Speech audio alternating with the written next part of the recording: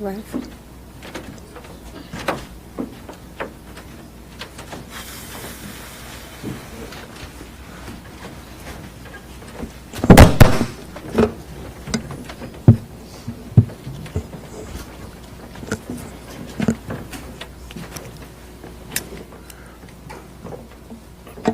Good morning. Let me say the case that we have been dealing with now for the last several weeks around Nolan Wells is indicative of many cases around the country that have raised serious questions with racial overtones.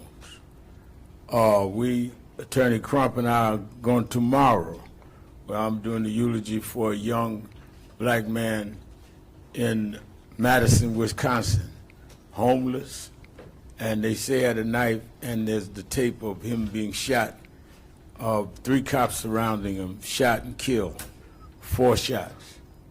And these cases building up in a climate of an administration in Washington that we cannot feel will objectively investigate. There was a time that we could say if state authorities fail us, we can go to the Justice Department. Even under George Bush, we went to the Justice Department. We, at this point, have to hope that one, we could deal with civil courts, or secondly, that there's a balance of power with the Democrats taking the House in November, and maybe the Judiciary Committee under that can at least put a check and balance on cases that need to be investigated. But we are right now where we have 2 parents, lovely parents, I've gotten to know them, that really don't have an answer to the question, is it a civil rights violation or not? And we do not know. How do you trust the words of people that say immediately there was no foul play when you haven't even investigated whether it was foul play? How do you trust people that come back from something that happened and never really give you a straight story of what happened, including you have the keys to the car? So when you have more questions than answers, you have to have people that will drive the answers out, and that's what we do. And that's why I've been involved, and that's why we stay involved. And it gets worse and worse and worse. The parent of one of the boys threatening to sue us for asking a question. Imagine that now. Some of y'all call us, what do you feel about the parents? One of the boys says he's going to sue you and Ben Crump. Sue us for what? For saying what happened? So we've gone back that far. And that is why we're going to stand with these parents, because usually, you know, I come from Brooklyn, New York. I was born and raised there. I don't come from the South. But my mother used to bring me down south to my grandmother in Dothan, Alabama. And Congresswoman, my grandmother told me, you see that pen over there? I said, yes. She said, that's a pen of hogs and pigs. I said, yes, ma'am. She said, always know something. If you take a brick and you throw it in that pile, the hog that hollers is the hog you hit. There's too much hollering going on in Mississippi that we haven't hit something. I can't figure out which one we hit, but we hit something.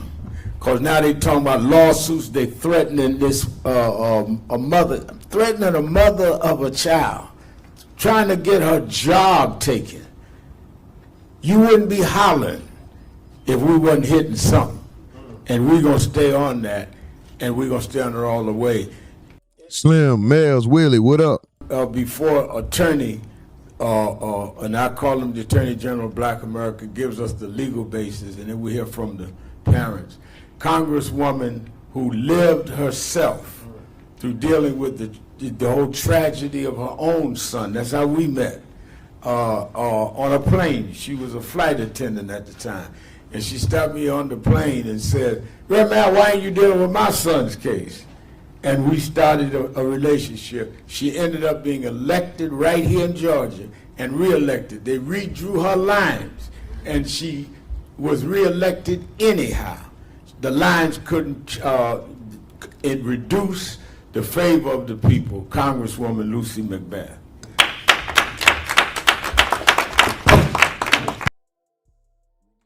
Lone Ranger Ace Man, what up?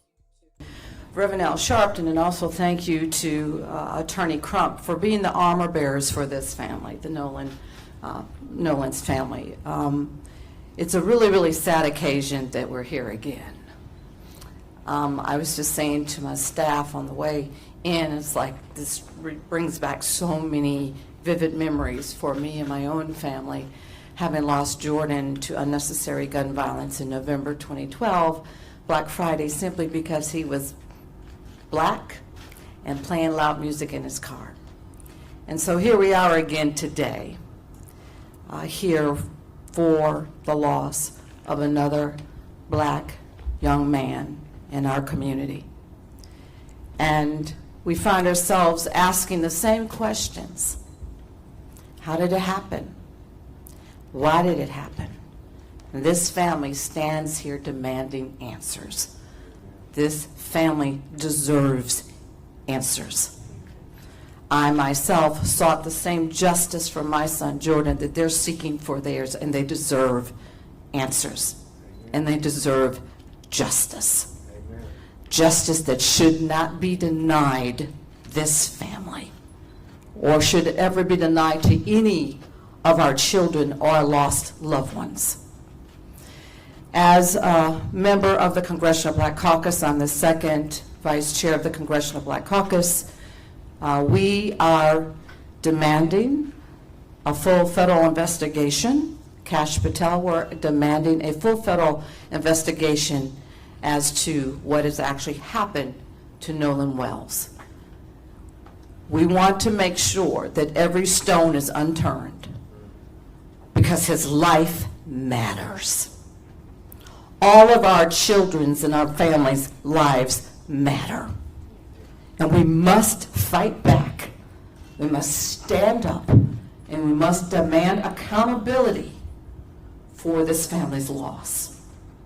We cannot turn a blind eye to what continues to happen again and again and again. That's the reason why I ran for Congress, to make sure that we continue to put a face on what's happening to our families and our communities every single day. We must say Nolan's name. Amen. Say his name. Lift his name. And as the national black journalists of this country, you have the ability to be able to lift this story and not let it die. We see over and over again these kinds of tragedies in our communities that continue to happen. And they make it to CNN. They make it to MSN Now. They make it to our local news for maybe 30 days, if that. And then the stories are gone. And the carnage is left with the families and the communities that have lost someone that they love. So I thank the National Black Journalists. Thank you for lifting this family story. Do not let it die. Continue to say his name. Continue to tell his story, because they deserve justice, and it matters. It mattered for me. It mattered for Trayvon. It mattered for Eric Brown. It matters for all of our loved ones that we have lost. As Attorney Crump comes, let me say, as Congressman McBath has said, the caucus has asked the federal government to look into it. For those of us that are worried about the politicalization of the present administration, that is why January becomes important, that we have a judiciary committee that can also monitor when investigation happens now or does not happen. So it won't end there. They may come out with any announcement they want in the next month or so. We're having a big march August 28th in Washington we must deal with voting rights, so we have the right people in, so we can check and balance. I want to say to people in Mississippi, whatever investigation you come with, once we have a fair and balanced government, your investigation will be investigated. It will not end with what they say in Mississippi. Attorney General of Black America, Benjamin Crump. Thank you so much, Mentor. Reverend Al, thank you for helping not only lead the effort to get to the truth, but keeping this family in your prayers as you have done so many more families, giving them support. I'm Attorney Ben Crump, along with Attorney Eric Hertz, Attorney Lisa Park, Attorney Ahmad Smith. We have the honor of representing the family of Nolan Wells. Obviously, you all have come to know his parents, Christine and Elmore Wansley. And this is hard. I heard Congresswoman Macbeth, who lost her son Jordan almost 12 years ago, and it's still raw and emotional when you hear her talk about the loss of a child. I mean, he's not coming back, and that is the story. Everything else is just, hyperbole, is distractions. The story is what happened to Nolan Wells. Somebody knows something. Somebody saw something. I'm thankful to Reverend Al Sharpton and Mr. Tyler Perry and Terrell Owens and Byron Allen putting up these rewards. I understand others have now put up rewards, and that's good because that means we all have the same objective. We want the truth about what happened to Nolan Wells, and it is urgent. It is urgent because each day that goes by, you worry, will we ever get to the truth? And so that's why we want to thank CBC for calling on the federal authorities and anybody else who has resources to help this family get to the truth of what happened to their son.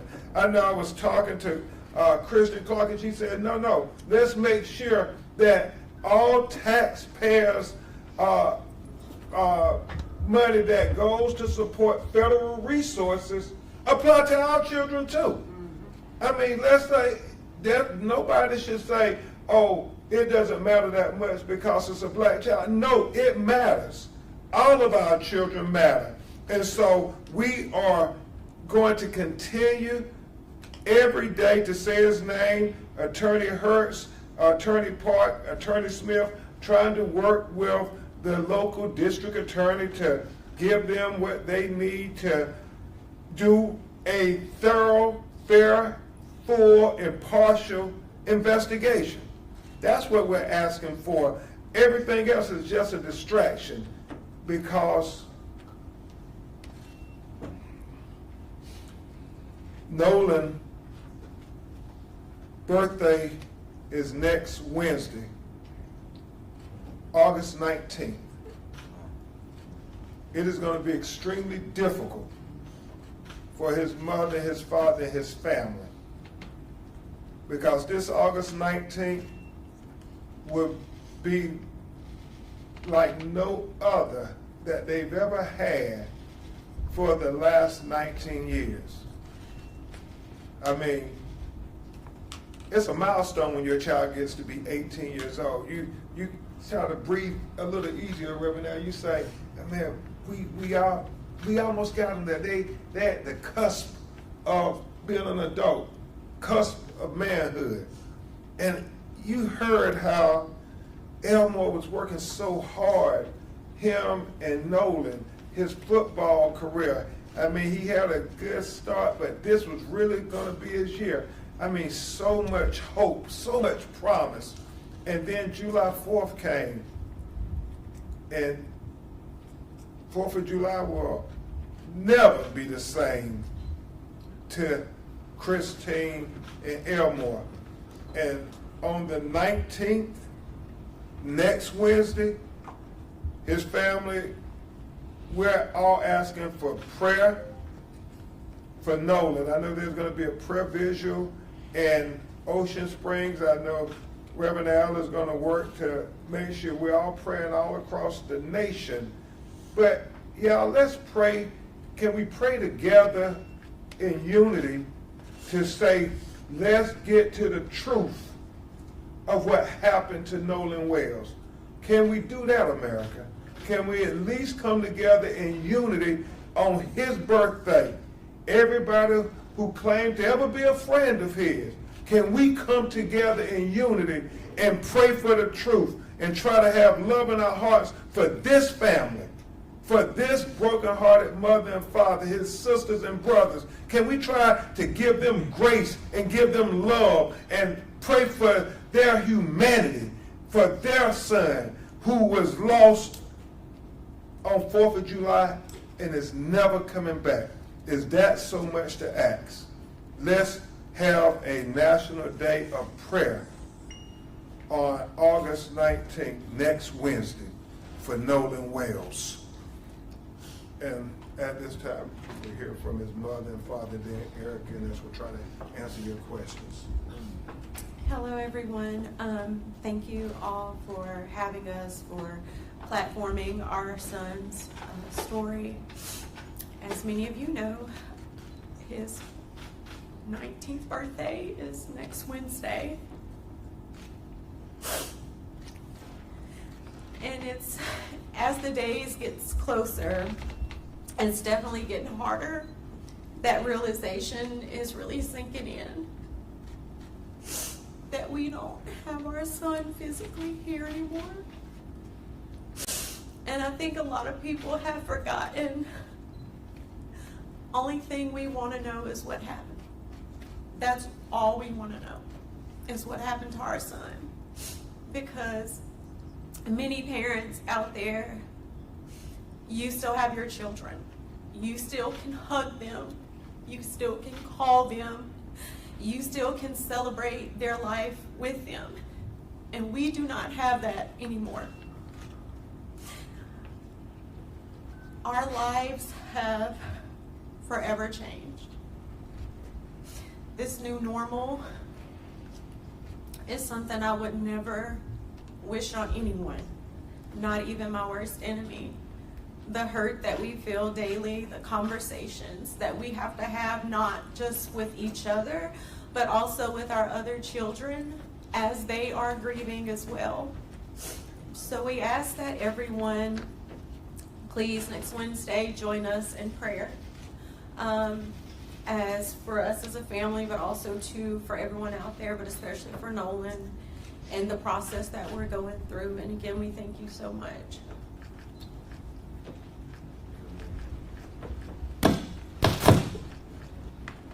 First of all, I want to say thank you to everyone who's constantly keeping our son's story in the forefront. You don't know how much we really appreciate that. Nolan brought light to our family. He was the fun in it. And with his birthday coming up, like my wife said, we have to deal with a new normal. Who knows what these years are going to bring, but we know that these years on August 19th is going to bring a lot of hurt, some laughter as we think about memories, but as far as our family, a very big piece will no longer be there. We just want the truth. We just want to know what any other parent would want to know. We're asking the questions any parent would ask. And if you feel that something's wrong with that, then that's a problem that you have to deal with. But as far as us and our family, we're just asking for truth, transparency, and to please keep us in your prayers. Next week is going to be a hard week, and the years follow are going to be hard. Thank you. Thank you very much, Christian and Elmore. It never gets easy, Reverend Al. And they're asking, I know Reverend Jamal Bryant is coming to Ocean Springs Anybody who can come to Ocean Springs to be at the prayer vigil with them on a Wednesday evening at 7 p.m., please come. And if you can't come, please have prayer vigils in your city and your communities.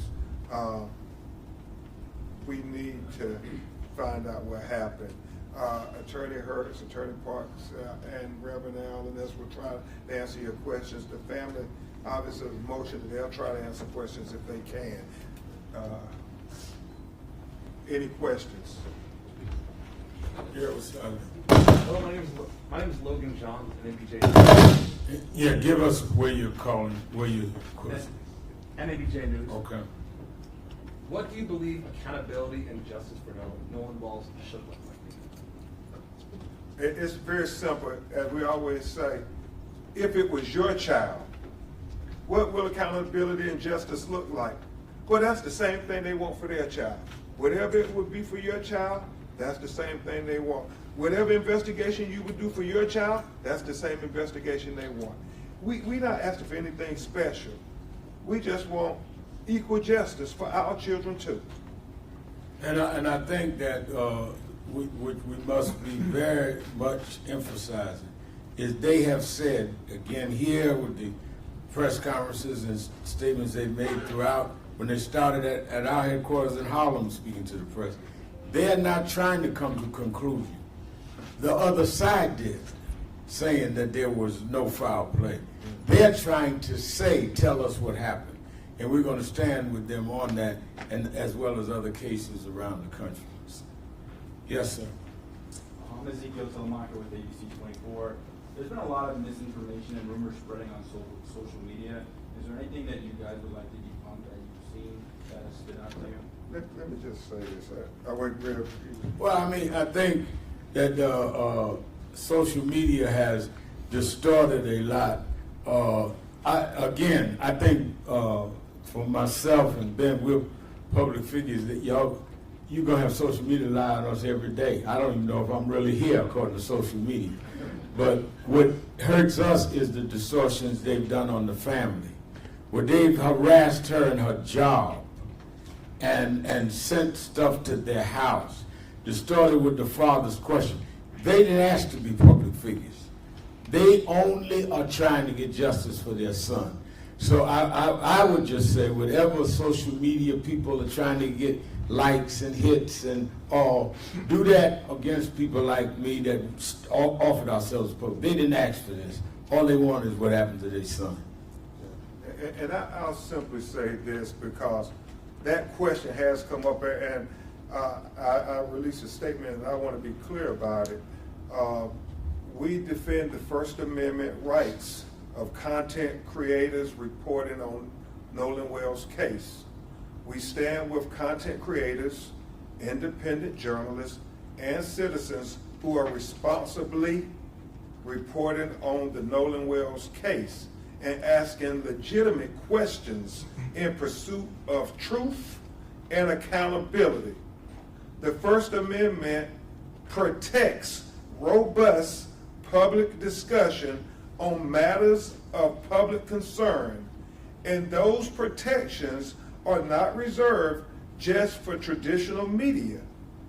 We are deeply concerned when cease and desist letters, threatened lawsuits, or other legal pressure become tools to intimidate or silence lawful scrutiny.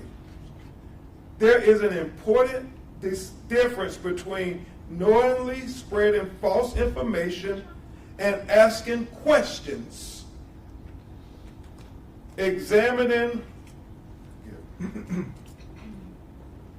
want to make sure I get it exactly as we say it.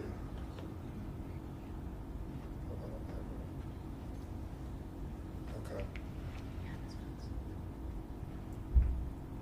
There's an important difference between knowingly spreading false information and asking questions, examining evidence, identifying inconsistencies, expressing opinions, and demanding transparency.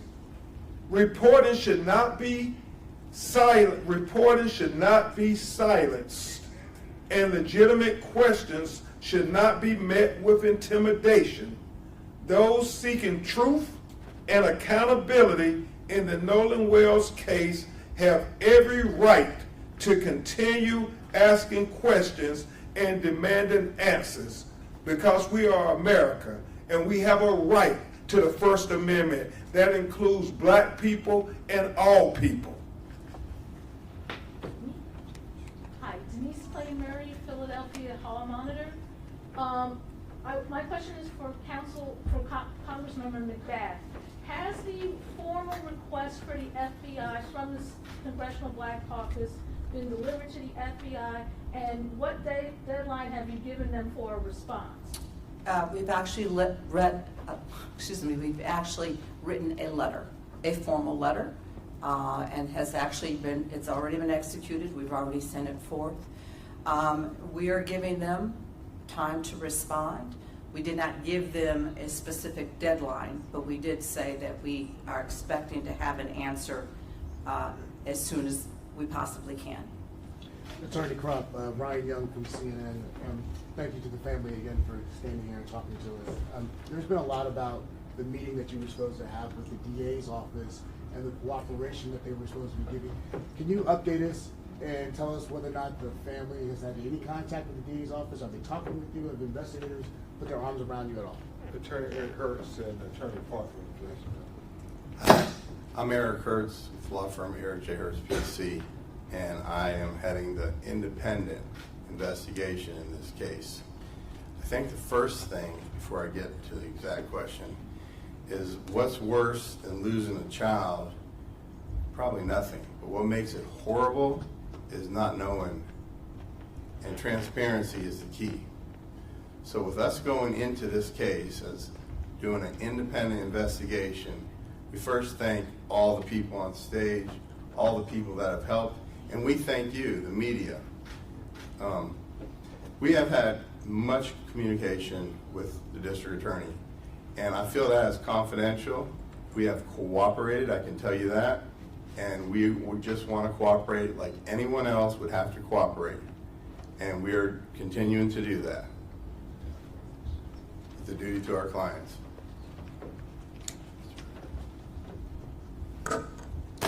So just to address that specifically, you may already realize and already know there was a meeting on July 15th in Mississippi with the DA's office. At that meeting, there were several things discussed about the investigation regarding Nolan Wells and what happened to him. In that meeting, there were several things that were set out and agreed to, and we expect the DA, as well as our own team, to follow those agreements. Yes, sir. It's Greg Dum- and it's Greg Dunmore from Post Beat Media out of Detroit, the ABC sister station TV 20. Evil prevails when good men and women remain silent when the facts come out, and they will come out. If it indicates that something sinister did not happen and it was a freak accident, will you believe that the truth is still not being revealed? Because if the truth is not going to indicate on some level that something sinister was done, will you not believe it to be something else if the truth is If that the- it was if the not? truth comes out, Yes. and it's clear, then we will accept. The hell was that? That's all we're asking for. And we only have said that the people that are attacking them for raising the question of the truth say the same thing. I think that we've leaned over backwards in every press event, at the funeral, me doing the eulogy, saying we weren't going to prejudge. Yet they keep getting lambasted. Imagine this. You're losing your child, and you're being attacked for asking what happened. I mean, they're not political figures. Why are they under attack for asking for the truth? So it's not about us accepting, it's about whether or not those involved can accept. Yeah. Yes, you know how much Black Wall Street time. Wait a minute, they always try to shut us up. I will not be silenced. Yeah, it's on. Yes, Nehemiah Franklin. Don't move the mic, okay. Try this again. Okay. Yes, Nehemiah Frank with the Black Wall Street Times out of Tulsa, Oklahoma. Condolences to you both. My question is for Mr. Wansley. When you went to Jack's house and he used the past tense and literally said to you, from what you've told us, the media, that the brother, or that he said that Nolan was like a brother a day before the body actually washed up, was that like alarm? Did it send any alarm bells through you at all? Yes, you said what you said.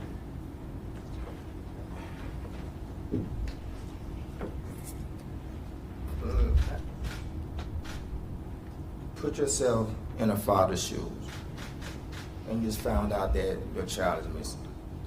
The only thing you want to know is where he is.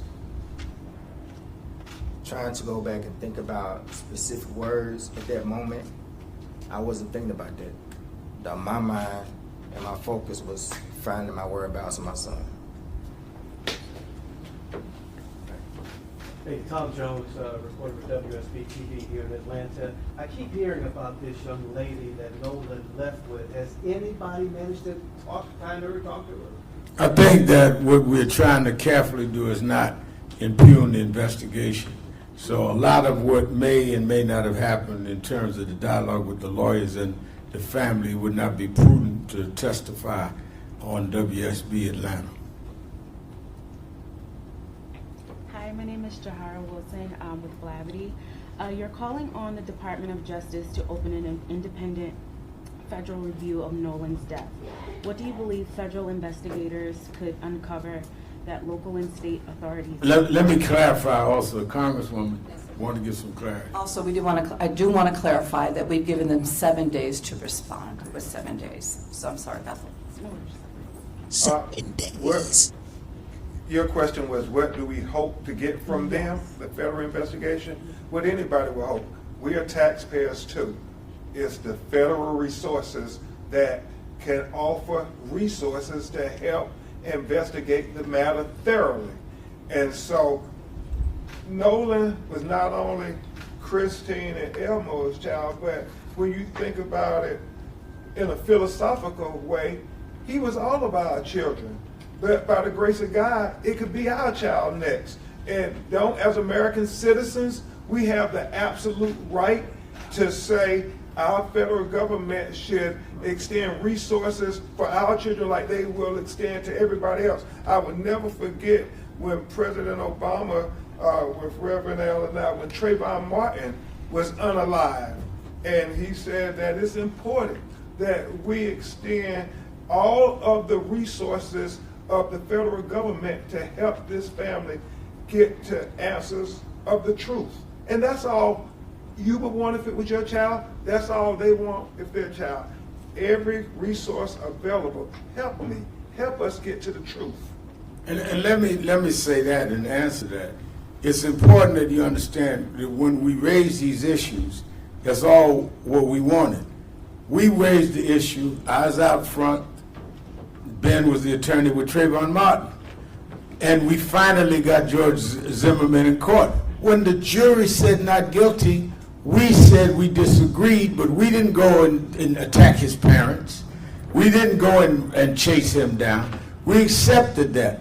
When we had the killing in Missouri with Michael Brown, and President Obama was president, we asked for the federal government to come in there. Eric Holder and them investigated the case and said there was no federal case that they could bring. We accepted that. So don't act like we don't accept it. We accept it when Michael Brown's case didn't go federal. We accept things when they're fair. But we want them to be fair. That's why I said, as the Congressman said, they're giving them 7 days. The FBI come back either way, but we want it reviewed by the Congress at some point. I'm on my way tomorrow to Madison, Wisconsin, to deal with Ruiz shot on camera. While I'm there's a company trying to get a contract that is in business with ICE. I'm going to talk about that tomorrow. We look at it from a civil rights point of view. They're dealing with it from their son. This is fresh in blood. Yes, ma'am. Susanna Capiluto with NPR. Has the DA said anything to your attorneys regarding the joint investigation of the cell phone? I'm sorry. Can you repeat that, please? Oh, sorry. Has the DA said anything, given any guidance on the joint investigation of the cell phone? We are in constant communication, and just like anything, like to address the gentleman sitting next to you. What was your name again? Greg. Oh, Greg. Yeah. You get 2 shots. Yeah. This is great. We about to get into the thing about the phone after this, y'all. Question. You know, the truth has to be proven and shown with the methodology, the way they came about. Someone just can't come out and say, hey, I have a Ferrari, and then you believe they have a Ferrari. I don't have a Ferrari. The truth has to be shown. You got to bring them to your garage, show them the title. That's the truth. And yes, we will accept the truth. So the same way with what the young lady sitting next to you is saying, which is we have procedures that the courts require that we as lawyers ethically have to follow in order to turn over evidence. There's chains of custody. There's protected private information. And we are willing, in fact today, I'm not doing anything the rest of the day, to meet with the FBI and our person, our expert, to go over that phone. And we've made that clear. So we're ready to do that at any moment. Lisa just want to say one last point on that point. I'm gonna back That nigga might. So just to clarify, what the Boss agreement dog. was Fall that back, the dog. DA's office, and this is the Jackson County DA's office, as well as our forensic team, and possibly the FBI, were going to together download and examine the phone. So it's done one time with everybody together, right? This is very common in the law. I mean, what you all may be more used to is when there's a terrible car accident, and then there's an examination of that car, and everybody comes together one time. They don't move that car around, and everybody does their own thing. This is what is supposed to happen. We are waiting for the DA to determine the time, the place, the date. Let us know, and we are going to be there with our forensics team and anybody else, but it's done one time, one examination. We're ready for it to happen. Julie Walker, Associated Press. Can you give us a sort of a timeline or what's next going forward, including any possible lawsuits that would be filed, not against you, as you had mentioned before, but that you would be filing, and then the completion of the independent autopsy and how that's moving along. And Nigga Mike, you mentioned you wanted that national day. Other than that, anything in the future? Well, we want to make sure people understand we're going to follow the truth wherever it leads us. There's been a lot made about we want to come and bring some lawsuit. When Christina and Elmore called me, we weren't thinking about bringing a lawsuit. We were thinking about just helping them get to the truth. That is a vehicle that we can use to get to the truth if the facts tell us that. We send out preservation letters, and everybody said, oh, they're going to sue them. No, we send out preservation letters to preserve the evidence. Right. And in those standard letters, you say litigation is reasonably anticipated to say, don't get rid of the evidence. We're on record that we want the truth, the whole truth, and nothing but the truth. And that's what's going to lead us in what we do. It's about the evidence, nothing else. And this family has always said from day one, even when I called Reverend Allen and we talked to him, they have been consistent. We want to know what happened to our child. Everything else is just, it's just clickbait and everything. It's about what happened to our child. Black press, NABJ, we need you now more than ever to keep everybody focused. What happened to this 18-year-old black teenager in Mississippi? Because there have been questions when you look at the history of the Deep South where young black people are unalive and nobody ever gets any answers. Well, we want Nolan Wells not to be like many others that came before him. And that is why, as I said earlier, August 28th, the anniversary of Dr. King's March, Martin III and I called, we were doing a huge march in Washington, Lincoln Memorial. This will be highlighted in other cases because these things keep happening, and to protect the right to vote. So we intend to stay out on the battlefield as long as necessary. Yes. And I'd asked about the independent autopsy. We understand that Dr. Roger Mitchell is made himself available at any point that the district attorney's office and the medical examiner will allow him to come. He's ready, willing, and able to go do it. Brooklyn Banks with NABJ News. You mentioned just now that multiple cases have happened like this that are similar. What do you think about this case in particular being called race politics? About this case in particular, what? Being considered race politics. I think that the race politics of this case has been the reaction. I think that we're not predetermining that the case was racial. We're determining that the answer, the investigation, has been racially divided, and that's what made it racist. Yeah, I'll take two more. This is a press conference, not a revival. We're not going to be here all afternoon. Yes, sir. I know so to be a loud voice. In particular, piggyback on what Attorney Trump said, is it the fact that this happened in Mississippi why it seems to be so difficult to get answers in regards to this young black man's death? Did you say Trump or rather than Crump? I'm just trying to. Yeah, we're praying for you at the prayer meeting one day.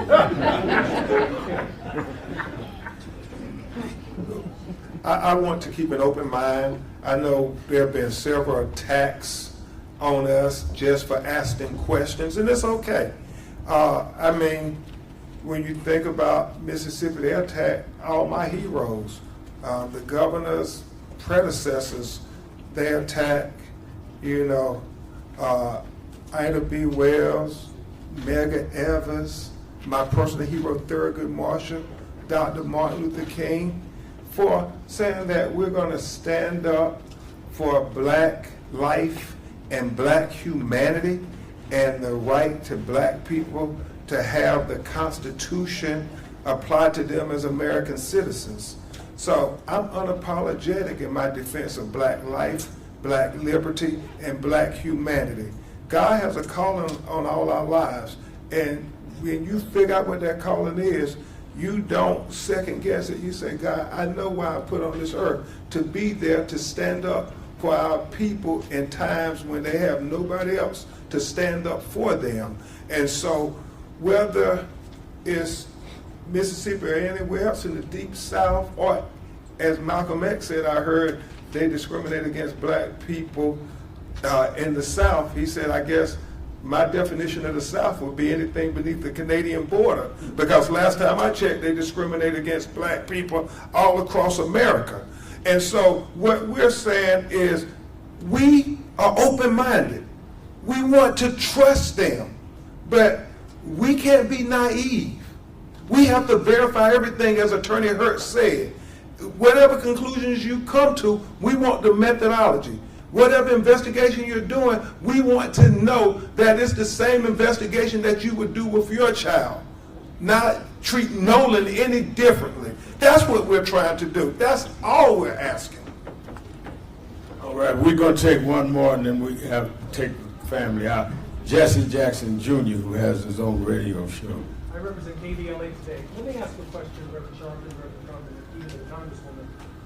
Nolan Wells's body was found on federal territory, Horn Island, run by the National Park Service.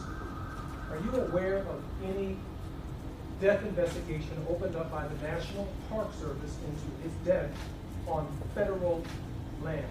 First question, actually two parts. There have been 7 arrests made for the swimming pool, also run by the National Park Service. Why the disparity between arrests over the reflecting pool in front of the Lincoln Memorial and 0 arrests, subpoenas regarding the National Park Service in the case of Nolan? the answer, and I have the lawyer's answer, is that is why we raised it, thanks to the CBC and Congresswoman, to a federal level, because the federal government has to answer those questions of involvement, because Horn Island is federal property. And while they can have a grand jury indict around the reflection pool, then announce they're pulling back the charges, now have with a new special grand jury. They done went to a pool twice and haven't come to Horn Island one time, and it was federal property. So I think that the contradiction there is why we keep raising the questions. And also, too, as a matter of record, you know, being in Congress, there is federal oversight. And I sit on Judiciary Committee in Congress. We also have the Senate Judiciary Committee. And oftentimes there are a lot of these kinds of investigations that come before us because we have the authority for oversight. So since this is considered, at this point, would be considered something of national federal interest, that is the reason why we're asking for the accountability to make sure that this is not just swept under the rug. And I'll say in conclusion, thank you to the media. Now more than ever, the fourth branch of government, we need you. NABJ, we need you now more than ever. We're talking about Nolan Wells, but remember, there were two other 18-year-old black teenagers who were unalive in highly questionable situations. Tyler Smith and David Irvin. And we need to be talking about these children. We got, you know, the young lady, Alyssa Hackett, who was, I mean, brutalized by a state trooper and who cursed her. I mean, she's a tiny black teenager. And, you know, Reverend Allen, as we were looking at the video, as a girl dad, I mean, if a police officer can't have an interaction with a black teenage girl without body slamming her, cursing her, and punching her in the face, what does that say about where we're at in America in 2026? This is about covering those stories, even when people who may run your news outlets don't want you to cover the stories. We need you to give us a voice in the tradition of Ida B. Wells. We can't have the police just writing the narratives and the reports. We need you all writing those narrative reports. And you got to challenge your white counterparts and say it. Ida B. Wells said famously, Reverend Al, the killers write the police reports. No, we need NABJ to write the reports and the narratives. Thank you. Thank you.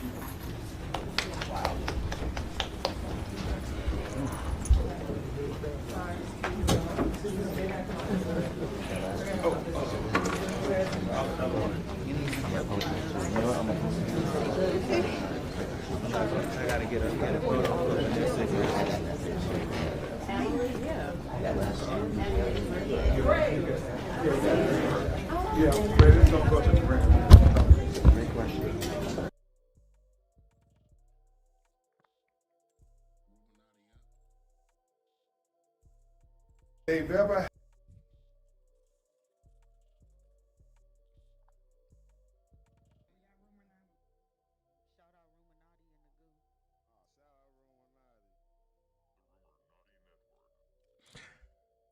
All right.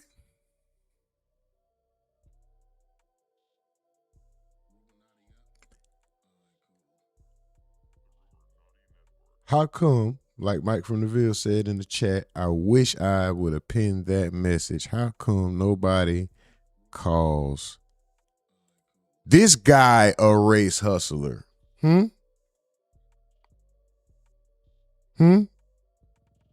How come nobody sees this guy as a race hustler?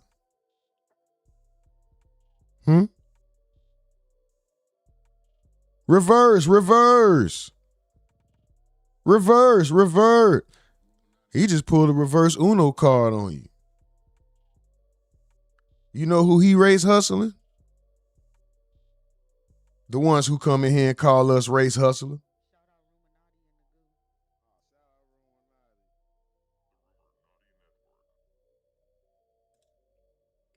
You know who Officer Tatum is race hustling? The same people that go to these platforms and feel the need to type grifter, fatigue, race hustler, ask instead of ask. You say ask. You don't say ask. What's his name? Ben Crump said two. He said truth. He didn't say truth. He said truth. Those are the same people that's being race hustled by this guy. But y'all never come in the chat and say that. Nobody ever comes in the chat and says that. Why? Because it fits your ideology. It aligns with your ideology. Is that why? Nobody ever come in here and call him a race hustler.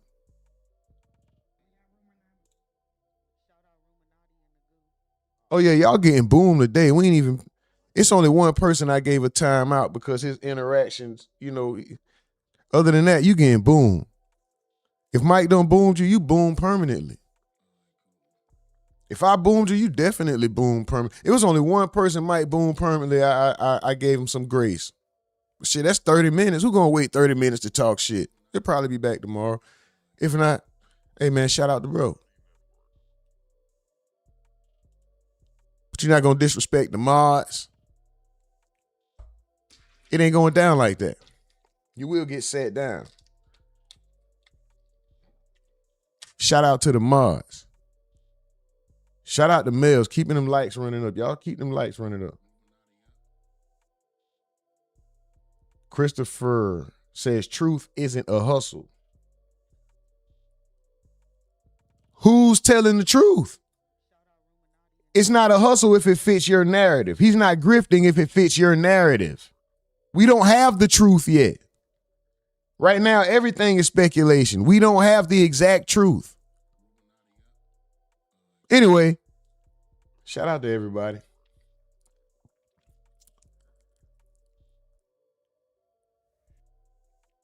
Shout out to everybody. Let's just, before we do that, let's go here.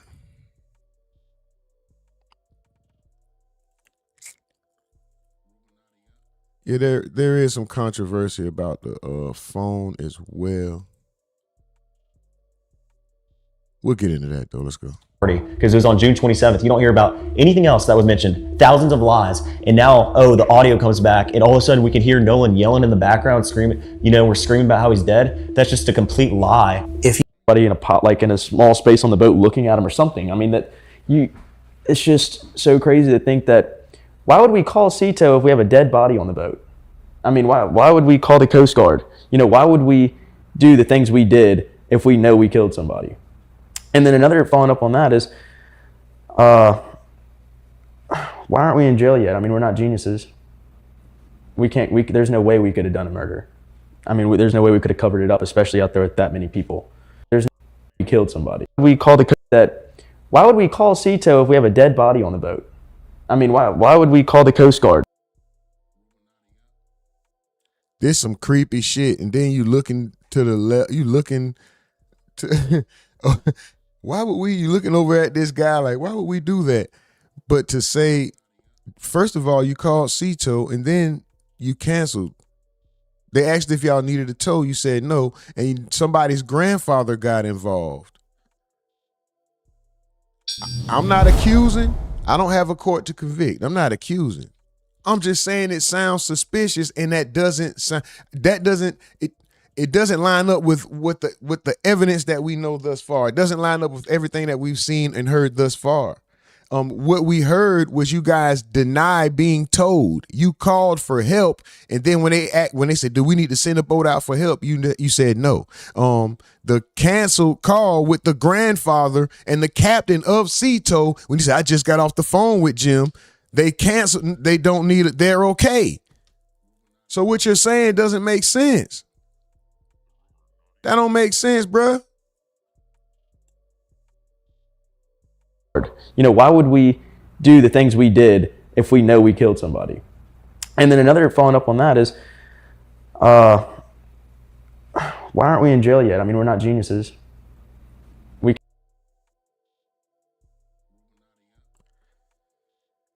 Oh man. I mean, I guess it's pretty obvious questions if you feel like you're innocent. It just sounds suspicious, bro.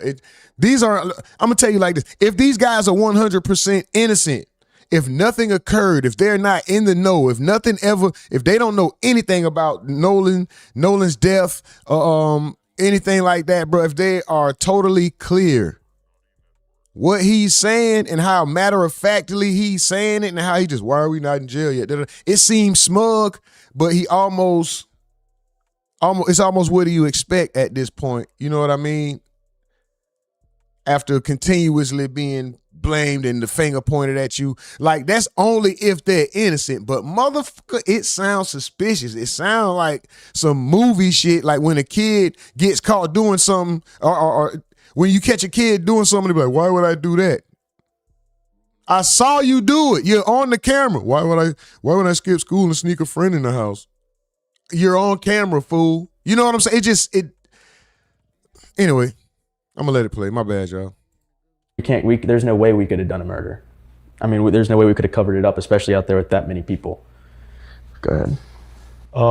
I think, especially about the Cito call, I think people, regardless of who it is going to believe what they want to hear.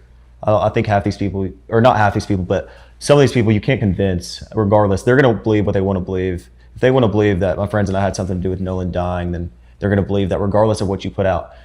But you put out, Brandon, that a clip of the boat when Wyatt was on the phone with Cito, and it is boldly clear that Nolan was not on the boat with us. You can literally almost see down to the deck. And as you can see in that picture, everybody is completely casual while Wyatt's on the phone with Cito. Yeah, we were scrambling around trying to get the boat fixed, but the guys were, in the video, you can see me, I'm sitting on the bow. If there was someone dying on the boat, why would everybody just be sitting there waiting to either get towed in or in the first place, like Jack said, why would Wyatt call Cito? It's crazy. The reason we turned down Coast Guard is, why would we call Coast Guard if Cito could pull us in? But we fixed the boat and we ran into Fort Bayou, and that's it. The Cito call was completely enhanced, and these people just want to believe what they want to hear. And that's exactly what they're doing. So it's just crazy to me that people have tried to twist this and twist the audio. When we came out with the first interview, it debunked half these lies, and now you don't hear about any of it. You don't hear about the pool party because it was on June 27th. You don't hear about anything else that was mentioned. Thousands of lies. And now, the audio comes back, and all of a sudden we can hear Nolan yelling in the background, screaming, we're screaming about how he's dead. That's just a complete lie. And it's another lie to push this narrative that people don't want to turn down. It's insane to me. Sorry to interrupt. I know you're enjoying this incredible interview. Make sure you hit the like.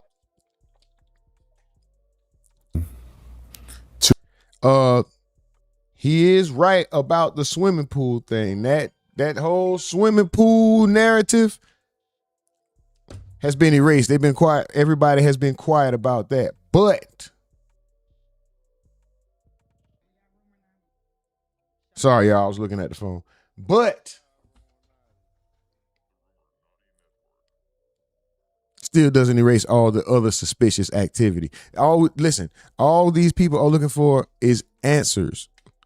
Just like you said, that got debunked. Cool. Debunk everything else. And then everybody will do what? Shut the F up talking to you about it.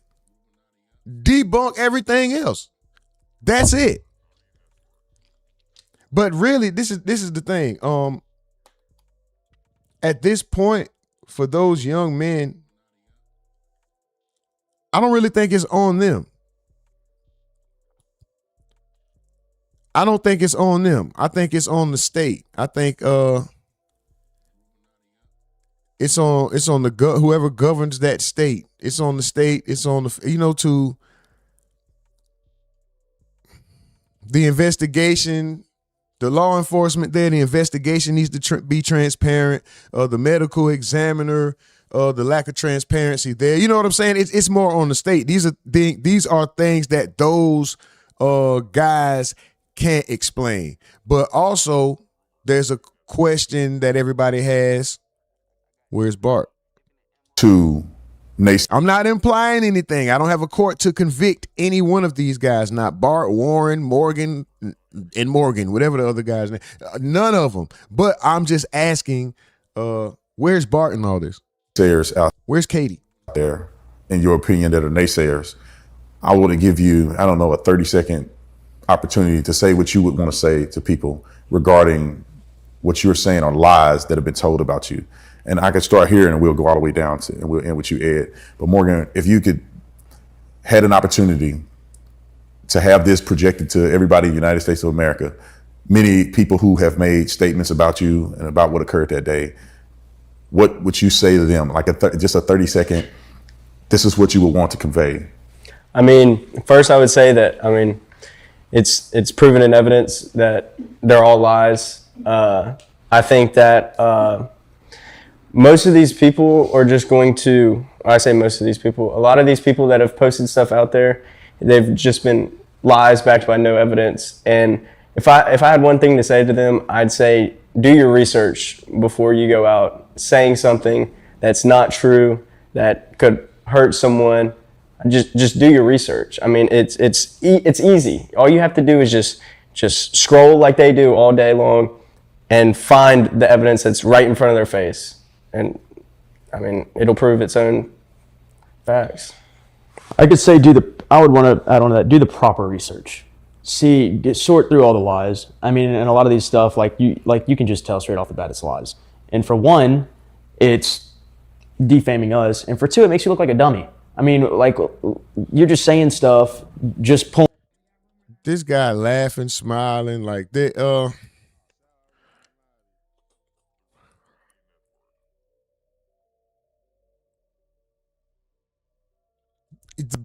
them being pompous, them being arrogant, them being assholes, them being insensitive doesn't mean they're guilty. I'm going to just say that. But I can't help but sit here and feel like I'm looking at three young men who feel pompous and arrogant enough to feel like they could have got away with knowing something, allegedly. That's how I feel. These are my emotions, my feelings, my opinion. Personally, I'm just one man on the internet with a mask on. Take it for a grain of salt. Matter of fact, don't take it at all, right? But just my personal feelings, I feel like I'm looking at three young men who are pompous and arrogant enough. Hold on, but then this look on his face, and then this look on his face, it almost seems like he's the one leading the charge, saying, come on, guys, we got this. We can get away with this. He's the team leader, it seems like, right? That's coaching these guys. Look at his face. Look how you catch him in those moments. But he'll say certain stuff to make him laugh and kind of make them comfortable, you know, and he's always looking to him for, like, reassuring him, like, we got this, dude. We got this. This is just my feelings.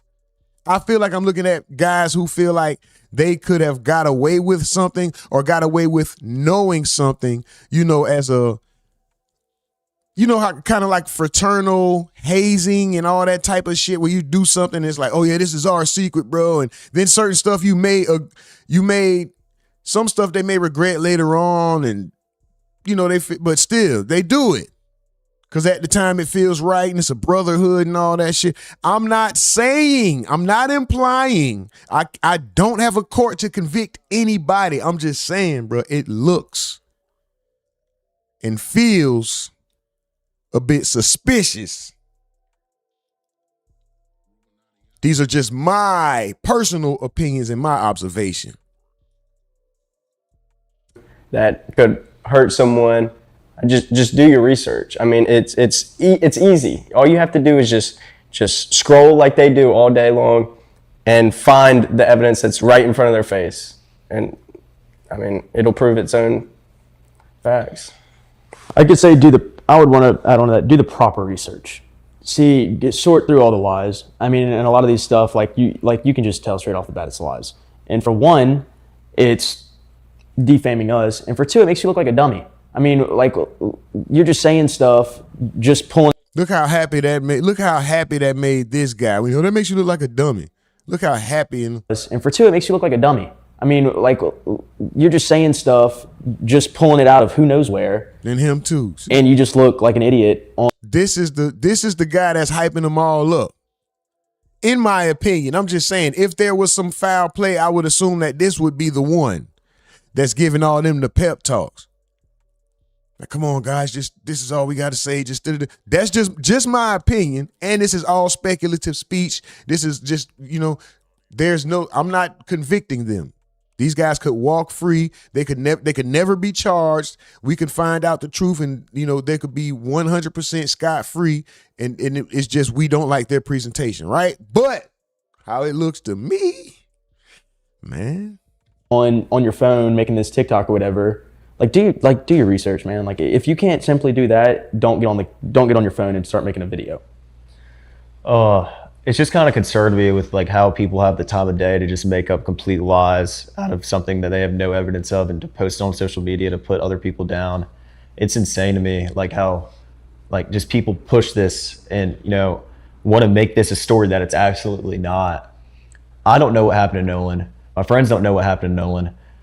But for people to come around and say, oh, this happened for a fact, and I know this, and there's no telling me otherwise, then that's just stupid. You have no, like, half these people that are saying all these crazy things on the internet, those lies have already been debunked. There's evidence supporting this is a lie. Like, why are you still saying this? These people just have no idea what they're talking about, and it's very clear because a lot of these people just speak without thinking and post stuff without thinking. Not once have they even had understanding for the family, even for the people that are wrongly accusing or jumping to conclusions. Not once have they said, I understand why. I get it.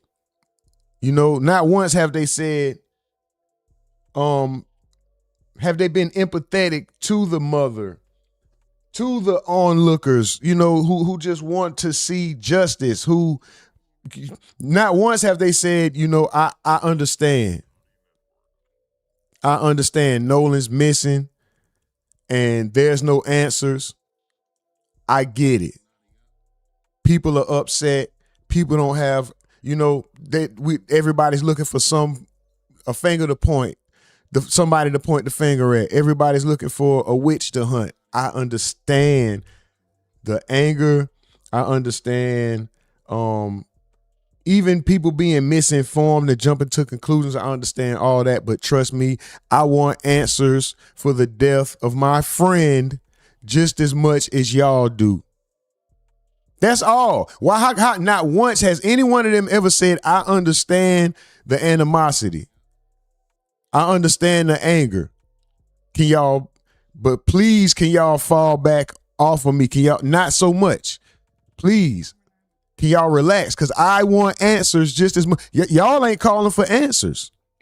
The whole time it's just, leave us alone. You people are stupid. Leave us alone. Everybody is dumb. Leave us alone. Why the fuck are you stupid people bothering us? It's never, listen, could y'all please leave us alone? We want answers too.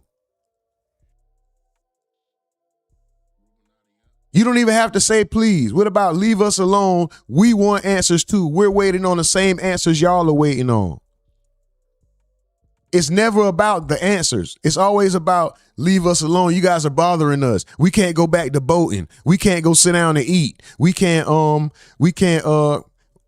in what's that goddamn store? We can't go in Dick's Sporting Goods. We can't go in Bass Pro Shop. It's not comfortable for us anymore. Yeah, I know it's not comfortable for Nolan's family, but it's not comfortable for us to go in Bass Pro Shop. So could you just leave us the F alone? You people are so stupid. They didn't say, could y'all leave us the F alone? We waiting on answers too. But at the end of the day, it just looks really stupid on their page and whatever they're posting on. But it's just sad. Like, people really take the time out of their day to post a bunch of BS lies on a bunch of 19 and 20-year-olds who have never done anything to hurt anyone and, you know, loved their friend. Like, I love that man more than anybody, and like so did all of my friends. And it's absolutely horrible that these people want to come on and push this narrative that we had something to do with this or we killed our best friend. Oh, I guess he just shut me down. He said, I love that man more than anybody. What about calling him Nolan? What about saying his name? What about, hold on, let me shut up. He might be about to shut me down. Maybe the entirety of this time, because that's all I've been waiting on.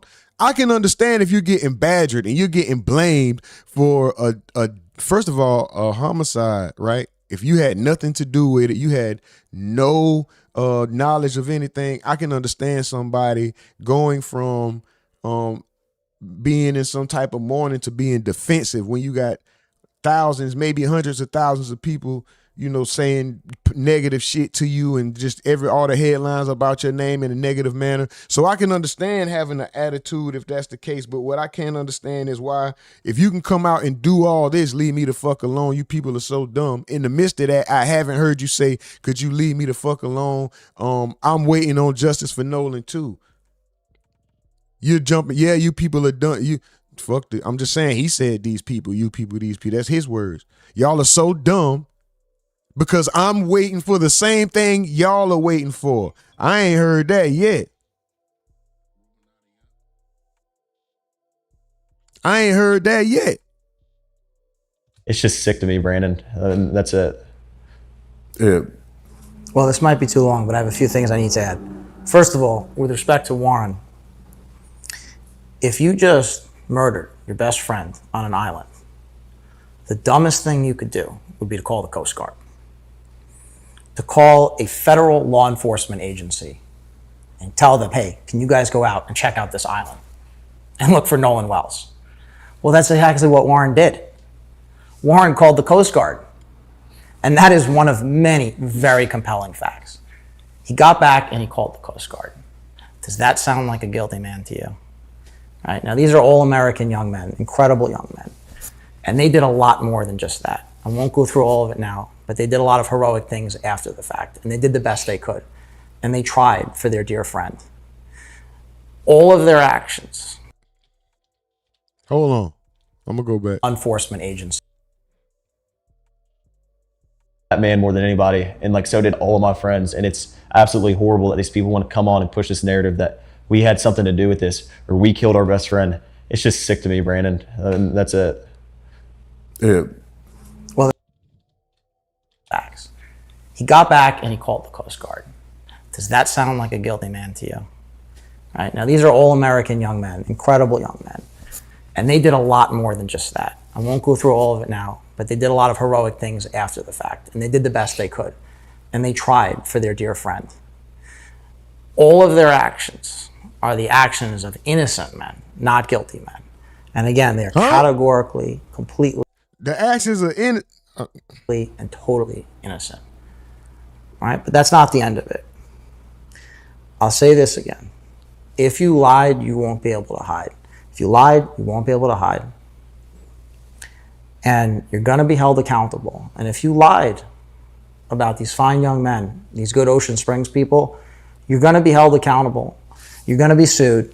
I tell you, there are going to be lawsuits because we have already identified some of the worst offenders. And it may have felt good for them in the moment, instant gratification, sugar high. They got their sugar high.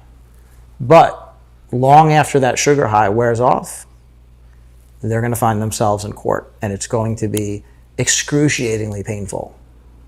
The only thing I can say about that is it won't be quite as painful as what they did to Morgan, Jax, and Warren. So Ed, I got one question for you, because the way you guys articulate the defamation, obviously, if someone puts out online lies, knowingly and intentionally do them, knowing that they're lies, in part, that's a part of the defamation. But is the racial component, because when someone goes out and says things without evidence, projecting that this was a racial encounter, is that a part of this defamation, or does that not count as far as your tactics on defending them or defending their honor, I guess, in this situation? Well, one thing that we're never going to do is we're never going to speculate and we're never going to guess like some other folks who got their sugar highs and are sucking up all the oxygen in the room for now, and they'll have their day in court. But we can talk about what might motivate people. And I won't talk about any particular people because I am not inside their head right now. But I can tell you that racism for profit is a major factor here. And we don't have to name names. But racism for profit, generating outrage for profit, in the end, it's all about money. And we don't even have to think about whether the racism that these people are talking about is real or fake or anything like that. It's racism for profit. And it's part of the motive. But when you have offenders who defame innocent young men, fine innocent young men, upstanding young men, it might be a constellation of motives. Profit, animus, stupidity, ignorance. Maybe they just don't like evidence. See, we really like evidence here. Tyler Cox really likes evidence. I really like evidence. Morgan, Jax, Warren, we really like. Tyler really likes his last name. Waved around his. Never mind. Let's get into this phone call situation a little bit, man. Now, Ben Crump had reportedly There's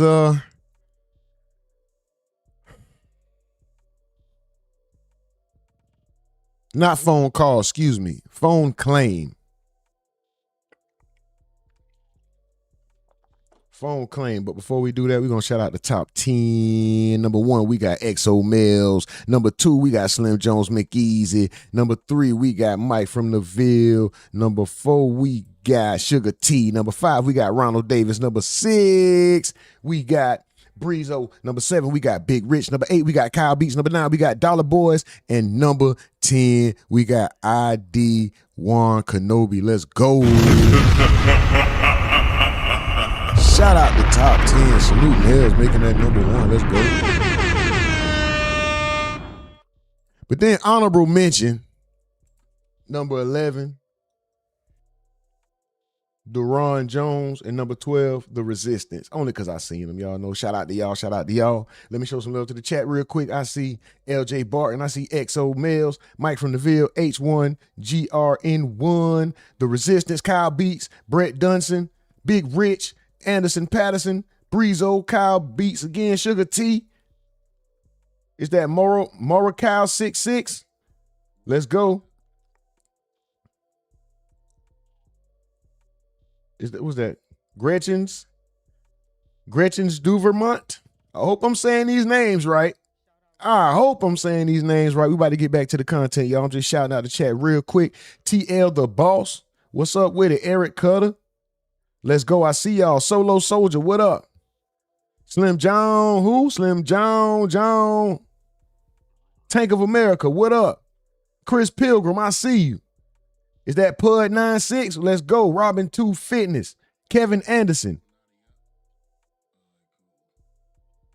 Big Mama's Way. Big Mama. Shout out you. YouTuber J. Almost Family Personal Care. Shout out to that. I like that name. Almost Family. Yeah. Hey, man, we almost family. I'll take care of your ass. Did you know? Shout out to y'all, man. Lily Holly. All right, y'all. That's far, but let me go. Shout out to y'all. Super duper salute. Juan Fuentes. Harrisburg, PA in the building. Let's go.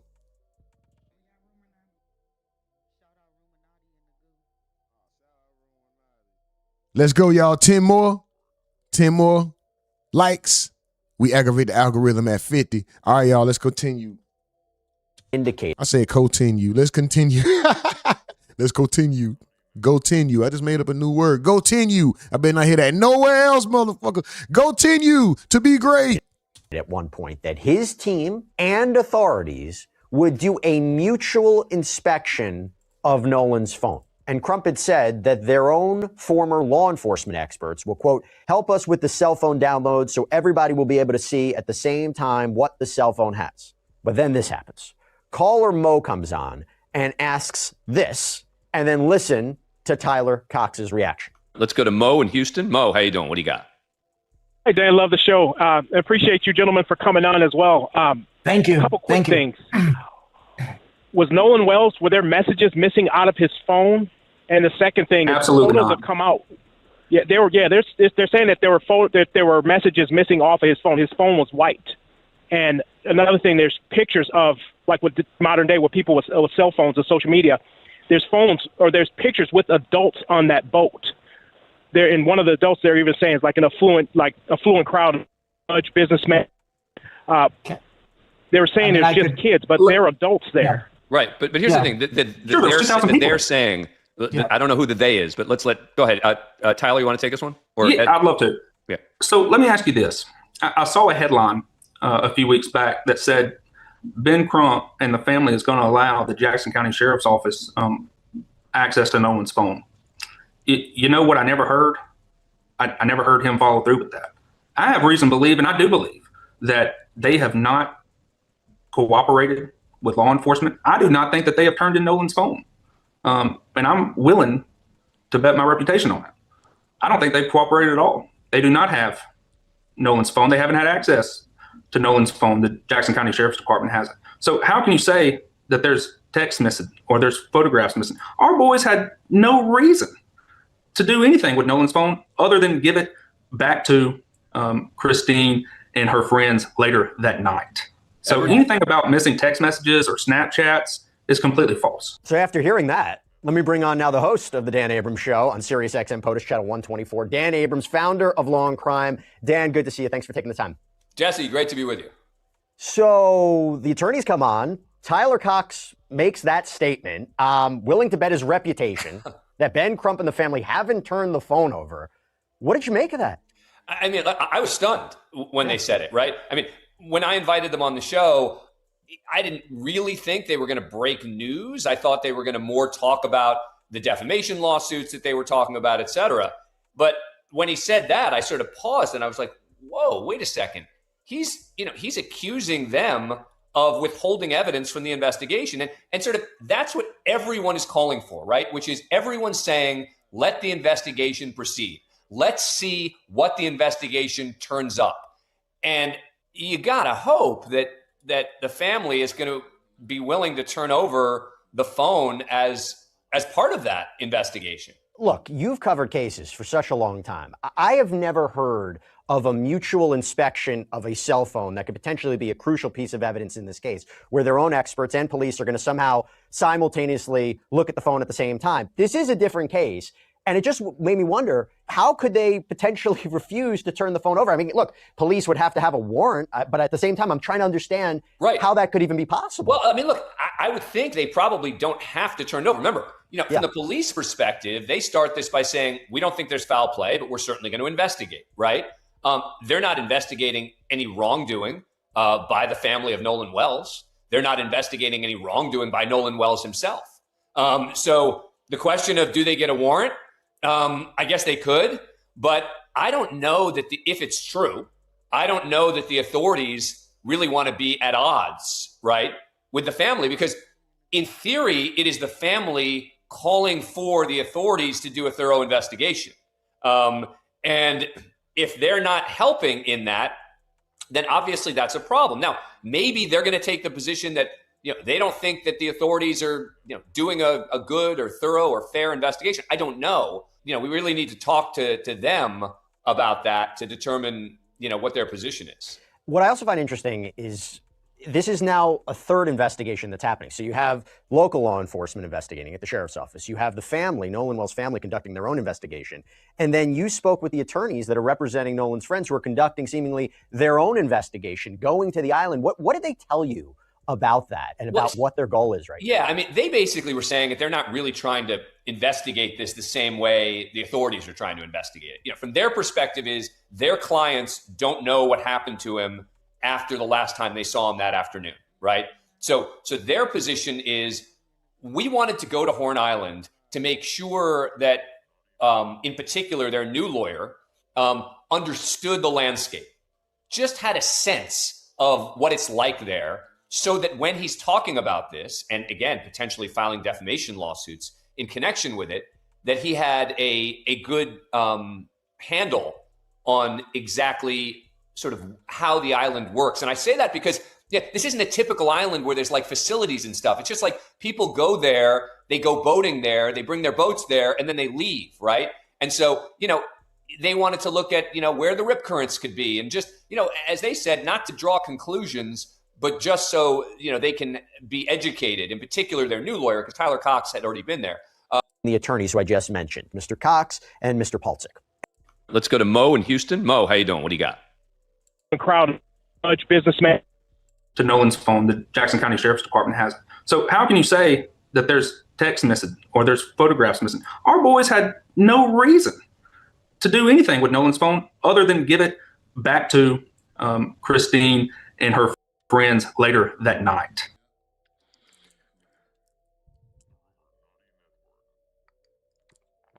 All right. Hold on, guys. Let's see.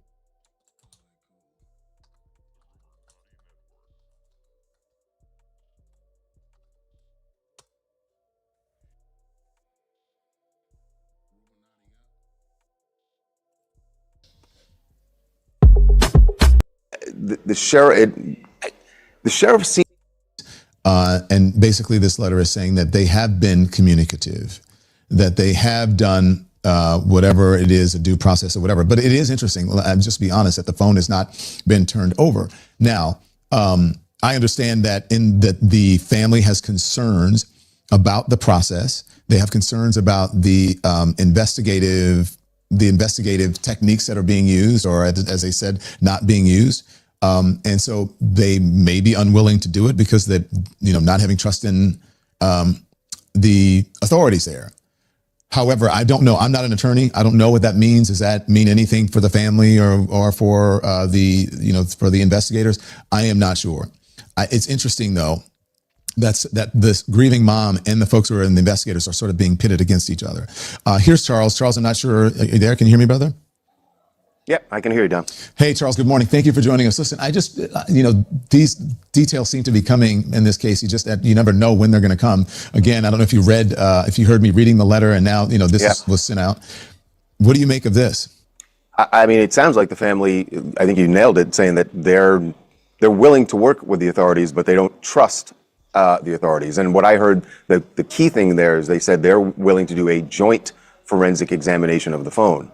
It does sound like they have been holding onto the phone. They don't want to give it to the authorities and let them and leave it to their device, to them to do their process without having their own investigator there at the same time. So it sounds like, basically what they're saying is we'll hand over the phone, but we're going to send our forensic investigator too, and they will sit there with your investigators and go through the phone. But it doesn't sound like they're willing to just hand over the phone and let the authorities do whatever they want with it. Mm-hmm. So, but it seems, in some of these things, Charles, it seems like a long time, right? I mean, you and I were discussing what happened with some of the other high-profile cases and the toxicology reports and all of that, the autopsy reports, all the things. These things don't happen as quickly as people would think in real life, right? It's not like Law and Order where the case is solved and you get all the information within, an hour, 45-minute period. No, it's definitely not like that. And, we were just talking about it this morning before our morning meeting that it's coming up on, I believe, 7 weeks now. Mm-hmm. Next week will be 7 weeks. And typically it's around that 7 to 8 week period where you start expecting that there could be toxicology results coming out. Not before that, but every department around the country is different. I'm basing that mostly on cases that we've covered here in LA. But, I can't speak to how the process works down in Ocean Springs. But, around 8 weeks is when you could say, what's going on here. And obviously, people have wanted the autopsy results, the toxicology results. They wanted it, 2 days after Nolan's body was found. It just doesn't work that way. But, if this thing drags on to, beyond 10 weeks, beyond 12 weeks, people are really going to start asking questions. And the question is going to be, and I understand why the sheriff has not wanted to discuss a lot of what's going on in this case. It's an open investigation, and I get that. But you also got to be realistic about the fact that this is an incredibly high-profile case with a lot of attention around the country and is creating a lot of divisiveness around the country. So, at some point you would think the sheriff has got to come out and say, look, here's where we are. We know everyone wants these results, but we just don't have it yet, and here's what's happening in our lab. They tell us it could be, give people a range or something so they have some expectations. But, that's not happening. And I don't think that it should have happened up to this point. I'm saying that in the next couple of weeks, if we don't hear anything, people are going to get very antsy, more so than they have been. Charles, you've been saying, and now people are finally coming around. I don't know if you remember, I said that there should be a regular cadence of information that is being released or debunked from the investigators, right? Or we can't say that. And that is not happening. So in my opinion, they are helping to fuel this environment of, people who are speculating and just, filling in the void here, filling in the void online. So I agree with you 100%. I'm not saying that they have to come out every single day, but there should be some sort of, update, on the situation.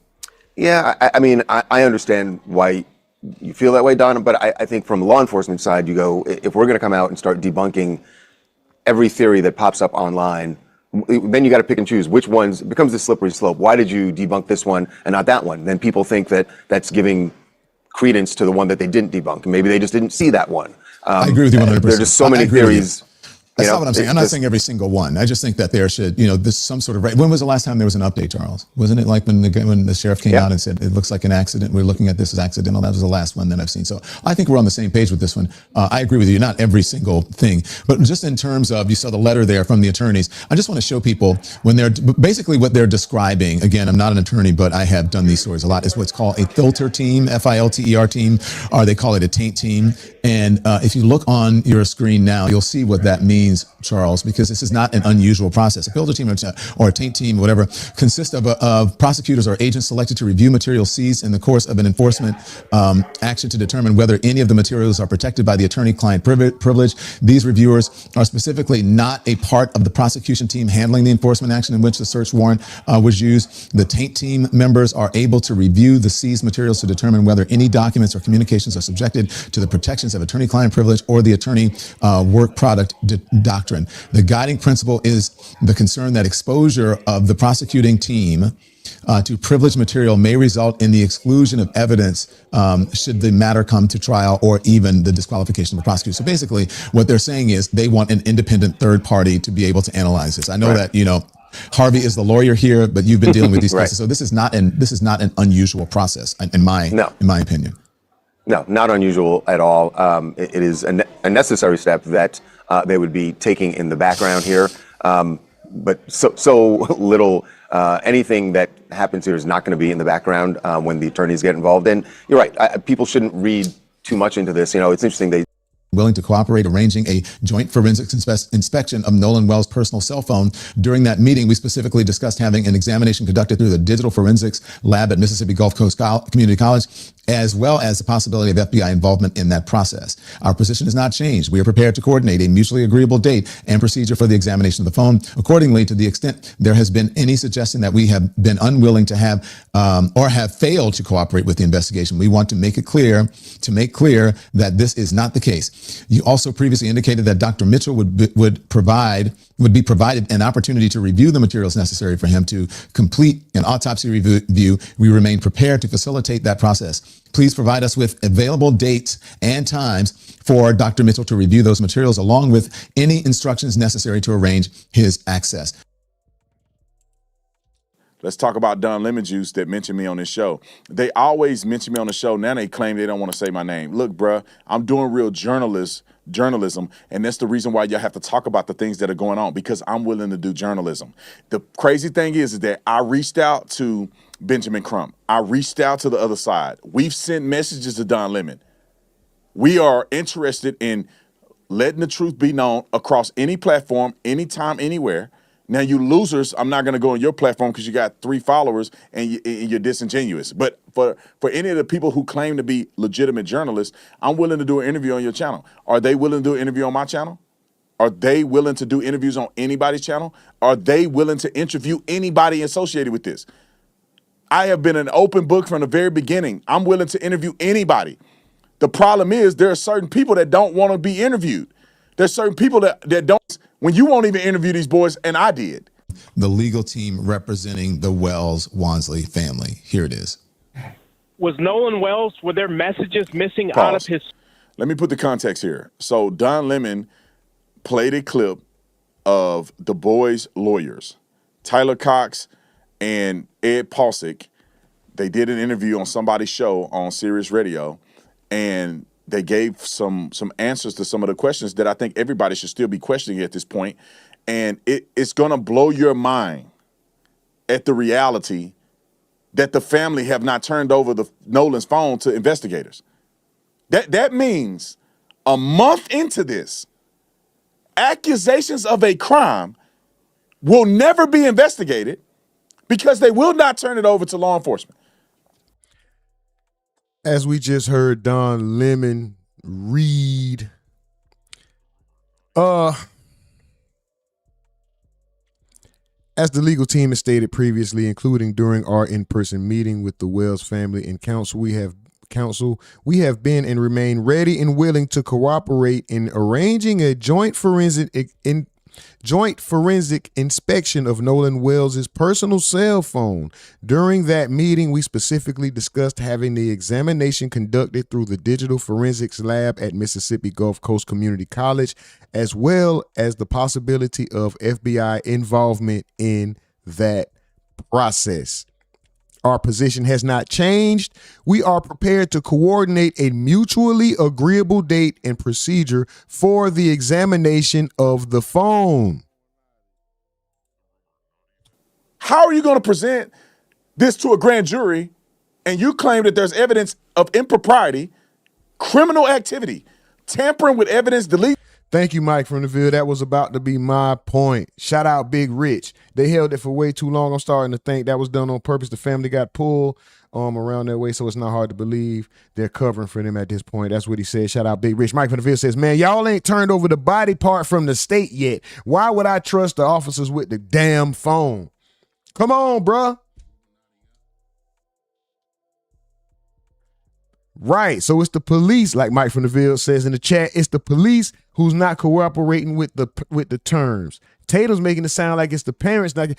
Listen, this is why I try to do my best to, when I find somebody saying one thing, I'm looking for not just my own opinion, but I'm looking for, first of all, the facts, and second, a opposing argument. Because there is more than one side to this, right? All things have to be considered. And we aren't sheeple. This isn't a school of fish. This isn't a herd of cattle. This isn't a flock of birds.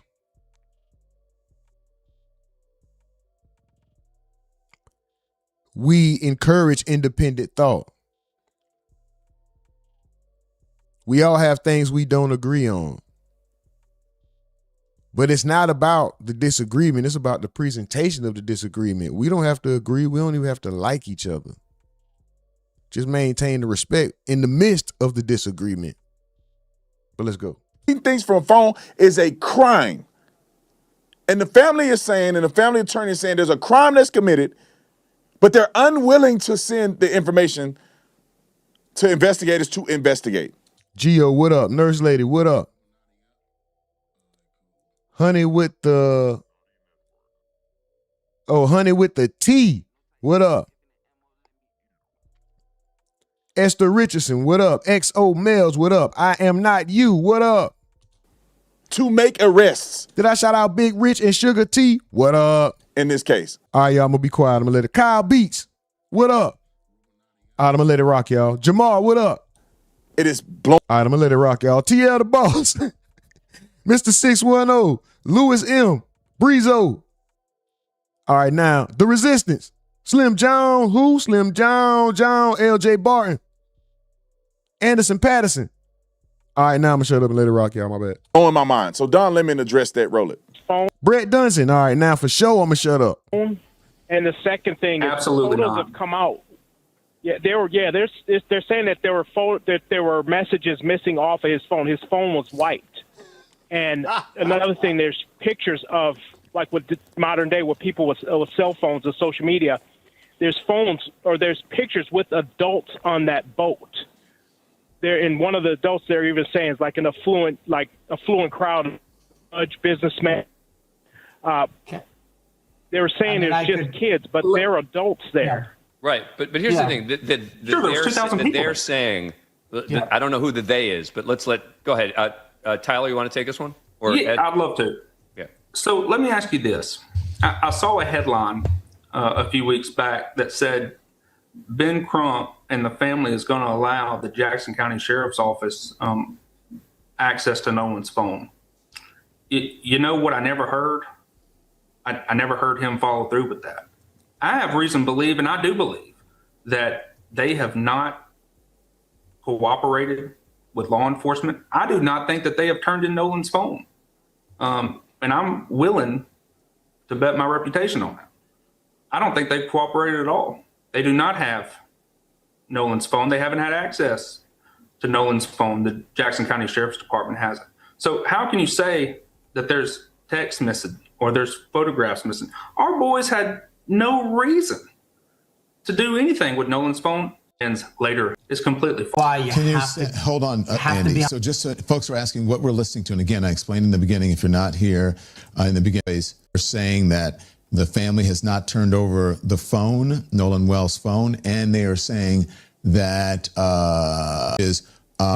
anything that was wiped or scrubbed. That's what they are saying. So this is the letter. So now he has to eat crow, in part, because they've been blasting and saying this stuff all over the media, putting these boys in a negative position because they either don't do enough research or they have not spoken to anybody else but their echo chamber intentionally, and so they don't have the information out there. So they're giving their audience the impression that there's some legitimacy to stuff being deleted. And then they wonder why people are coming after the family to a certain degree, because you're like, well, wait a minute.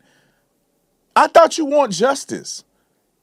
Now, to prove the point beyond a reasonable doubt, which is not the burden in this case, but it's not the burden at this point, because this is not even a criminal investigation as we are realizing, is that Don Lemon had to come on and then read the letter from Nolan Wells' family representative regarding the fact that they have not given over the phone to investigators. Yeah, we had to clear something up. Roll that clip. Discussed college is not. We had to clear it up. We just read that. Materials like to move. Enough. I just want y'all to hear Don Lemon say it. Yeah, I just want y'all to hear Don Lemon read. He played the interview on the 11th, which was yesterday. If you're watching this on the 12th, the fact that they have not given over the phone. Now let's put this in perspective real quick. It's not an excuse to say, well, we don't trust the justice system to give his phone to them to do a forensic investigation. Well, then what you're saying is that you're not willing to accept anything that they're going to say. This is par for the course, in my opinion, with Benjamin Crump. No, at this point, we're not willing to just take whatever they're going to give us as far as their words, because they haven't moved in a trustworthy manner. They haven't been forthcoming with the information. They ruled out what looks to be, what seems, put it this way. Before Nolan Wells' body was even found, they said he drowned. Before a body was found, they chalked it up to him drowning. Come on, bro.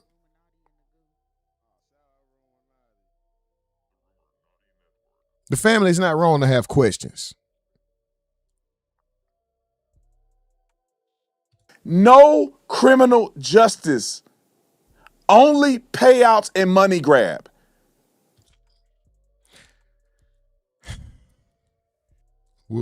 So what's this YouTube channel?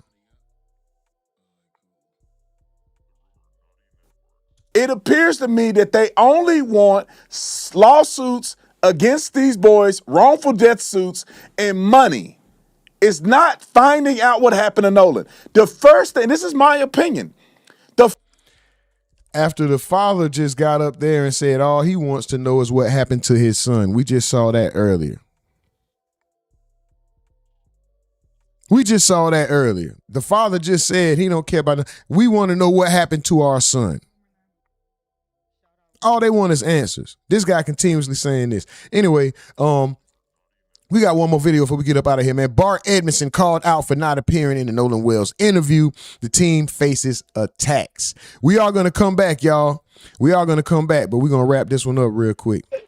Shout out to Hype News. Shout out to Don Lemon. Shout out to Sidebar Law and Crime Network. And yeah, even though I may not agree with him, shout out to Tatum. This is his channel I'm watching. I gotta shout him out. I shout out everybody. I'm not gonna be biased. I'm not gonna use the man's content and watch it and then act like, oh, if that dude. Listen, us talking about him is helping him. Whether we're talking about him in a negative or a positive, us giving our opinion on him is helping him.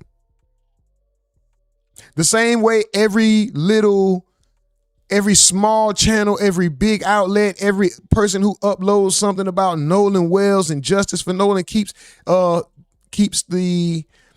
attention on the case.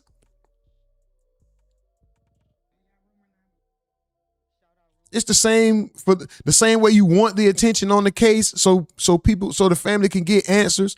It's the same for the things you don't like or the things you don't agree with. Anything you indulge. This is what I say when people be like, oh, I hate what you're doing so bad. But yeah, you came and you engaged. Not only do you not like it, you didn't just watch it. You typed in the chat that you hate what I'm doing so bad. Thank you. Type it again, please. That's all I ask of you. That's all I ask of you. Type that motherfucker. But anyway, whether we like him or not, this is helping him. He has made himself synonymous with this case. And as a content creator, to not discuss it, I ain't gonna say you're doing yourself an injustice because you don't have to talk about the dude, but it's right there. And it's a hot topic.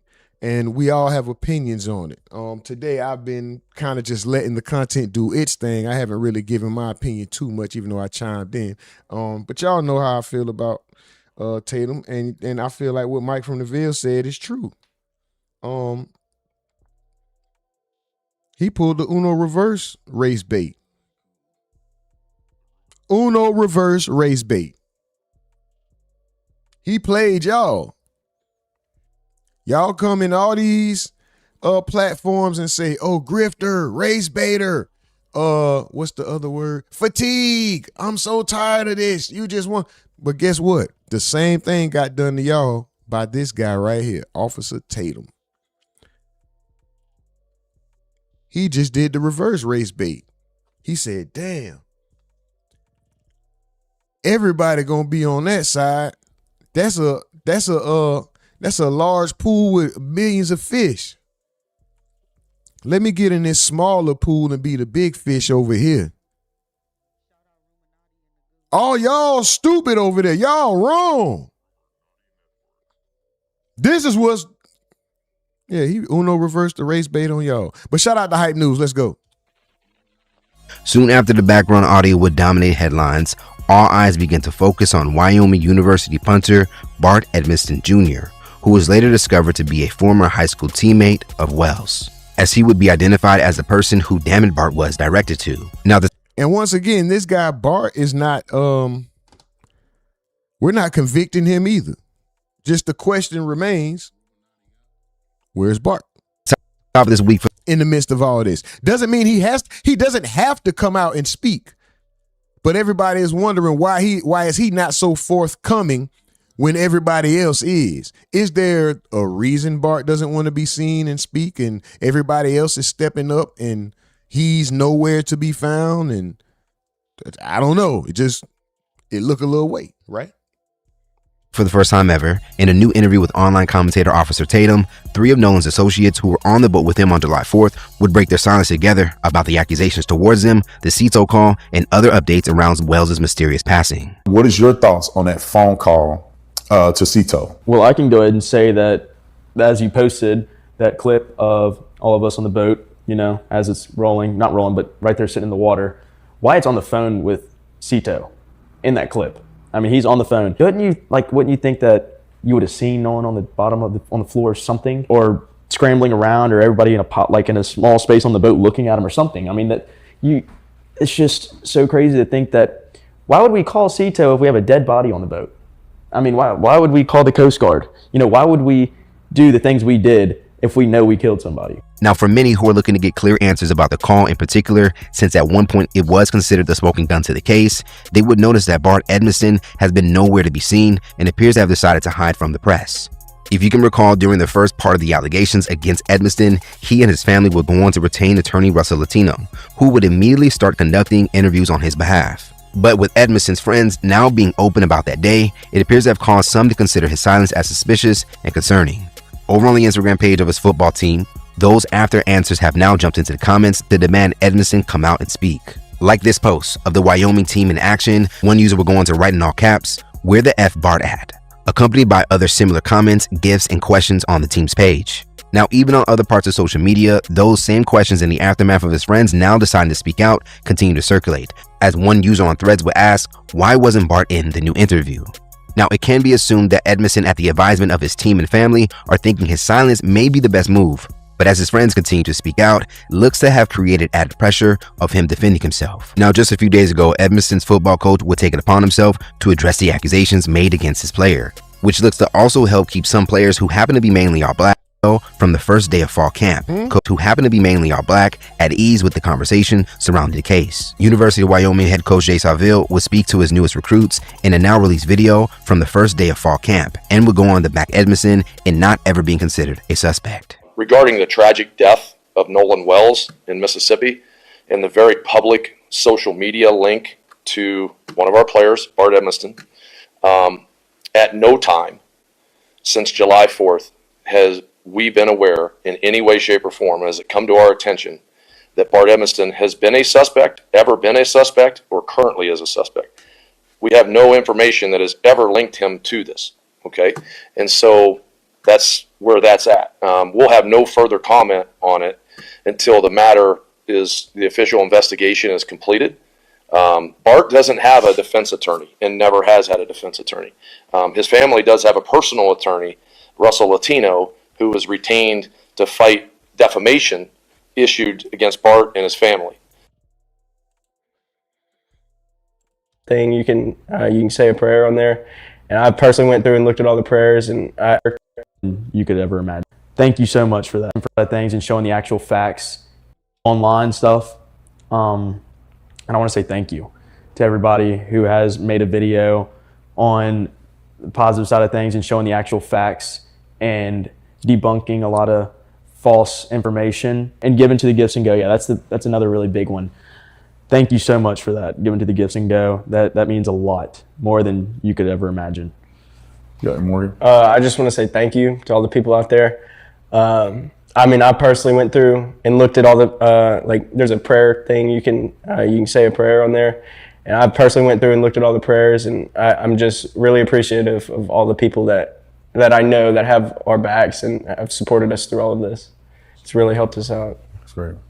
Obviously I want to give thanks to my friends and my family. Really appreciate it. I mean, it's hard to... These motherfuckers acting like they accepting an award.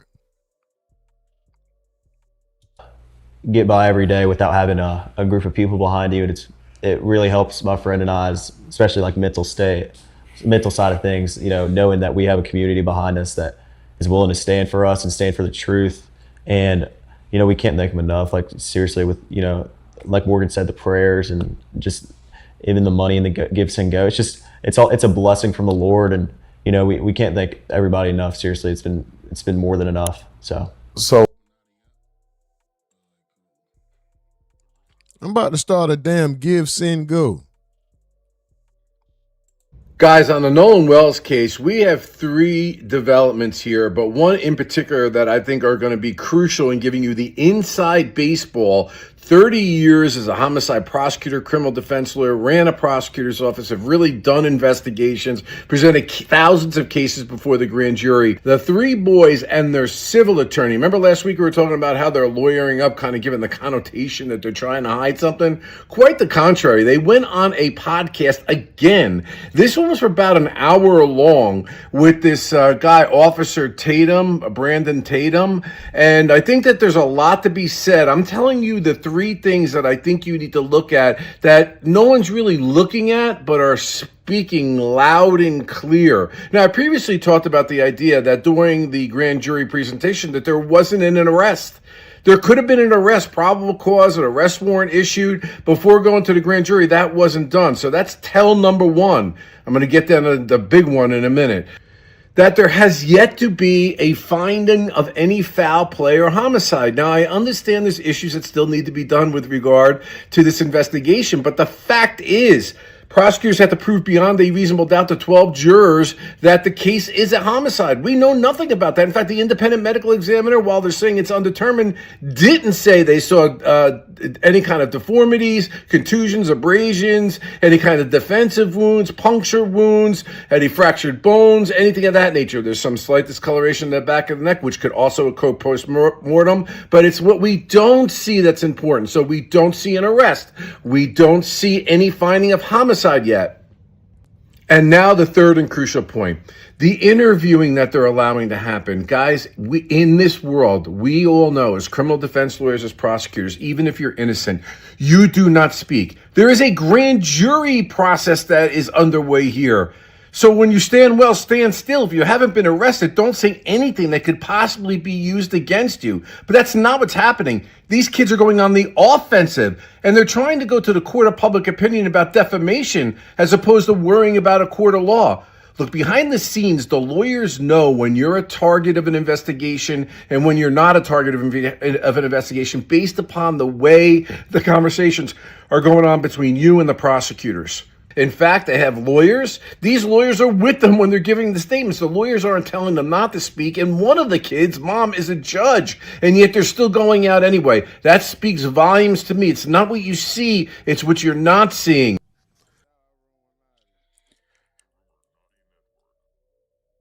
Someone said the fact Bart's parents being a close associate of Mississippi's governor speaks volumes. Man.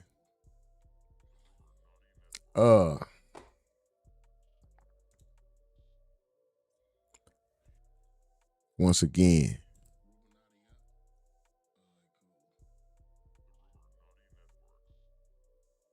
shout out to Top 10. Let's go. Let's go. Super duper salute, y'all. The Top 10. Number 1, we got Sugar T. Number 2, we got XO Males. Number 3, we got Slim Jones McEasy. Number 4, we got Mike from the Ville. Number 5, Nurse Lady T. Number 6, Honey with T, please. Number 7, Ronald Davis. Number 8, Breezo 992. Number 9, Big Rich 713. And number 10, James Webster. Let's go. Number 11, honorable mention, Kyle Beats. Shout out to you. And then number 12, because I scrolled up and saw it, Dollar Boys. What up? Super duper salute to y'all. Let's MF and go. And also, y'all, hold on. We done reached the 50 like threshold. Y'all get on my damn nerve, man. Y'all so aggravating. So aggravating.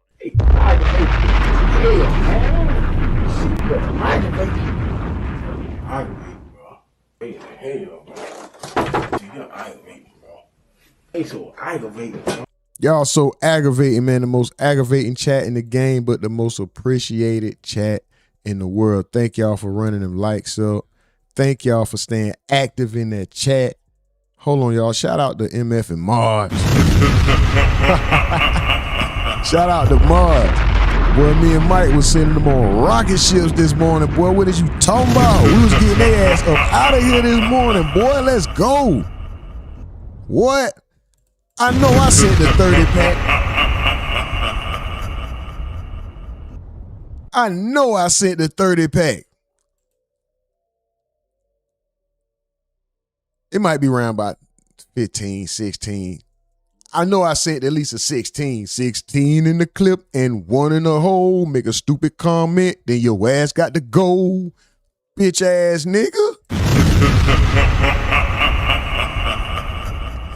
Been getting y'all the F up out of here today, but shout out to all the other mods, man. I know how it be, man. I know y'all got to get it in. Slim Jones already let it. I know Slim Jones in the bushes. I know that boy Gio is somewhere constructing a house. I know Nurse Lady T is doing her damn thing. Shout out to Mills, been going crazy in the chat this whole time. Y'all see it in the top 10. It speak for itself. Shout out to everybody, man. Shout out to all the mods, man. Miss all that work. Shout out to everybody, man. Shout out to everybody, man. Shout out to the boy. We been getting their ass up out of here today, ain't a Mike? Hey, listen. We'll catch y'all in Discord after the stream, man. We going to the Discord. Go to the main page of this channel. Go hit the Discord. I'm gonna put the I ain't finna put shit. I'm finna get up out of here, man. Thank y'all. We'll be back. We'll be back, mother effer. Super duper salute to y'all, man. Thank y'all for rocking out. Hope y'all gave y'all a reason to come back if you're new. Man, listen, man. Shout out to the most aggravating chat in the game, the most appreciated chat in the world. Raheem Howell, I see you. Mr. Geo 610 Geo, I see you. Slim John, who? That boy Mike from the Ville said, I've been typing my ass off. How I'm still ranking and I'm at work in the bushes. Let's go. Damn, that boy done cheated. That boy done cheated. Mike said, I should be a lawyer. I cook these boys. Gio said, oh, yeah, Bart trying to go pro. Yeah. Man, if Nolan died because he was drunk, why hasn't anybody been arrested for buying the alcohol? Facts, Gio. Honey with tea, please, says it helps your mental because you did your friend in and now you have a guilty conscience. Right. Now you want to pray and give, sin, go and all that. I need a damn give, sin, go. Shit. Why don't y'all be giving, send me some money so I can go the hell somewhere, I don't know. Go live, motherfuckers. Shit there. Love Happy Money. What's up? Damn, that's a hell of a name. I love Happy Money too. Sugar says the fact that he had to be identified by his teeth tells me horrible conditions his body was in. Wow, I understand. Yeah, I get it. I feel the same way. James Webster says Tatum laughing to the bank. Yeah, I'm sorry, y'all. Big Rich says Tatum is trying to spread his own name and fame with this one. Facts. James Webster says Rick removed. It's the same. I'm gonna say this, y'all. I think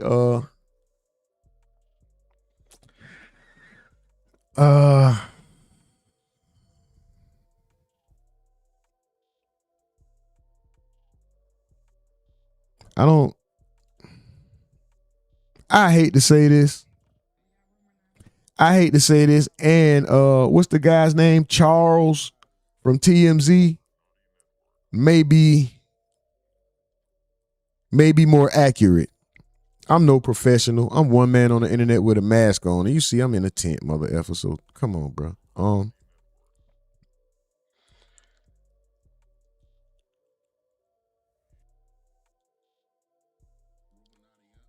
I've seen expedited answers, though. I have seen toxicologies, and I've seen or heard about. Let me not say seen. I've heard about toxicologies coming back. Expedited. I've heard of autopsies coming back. Faster than this. So, but what I was saying was I think maybe Charles from TMZ may be correct. I don't know. I don't know the full processes of these things, but maybe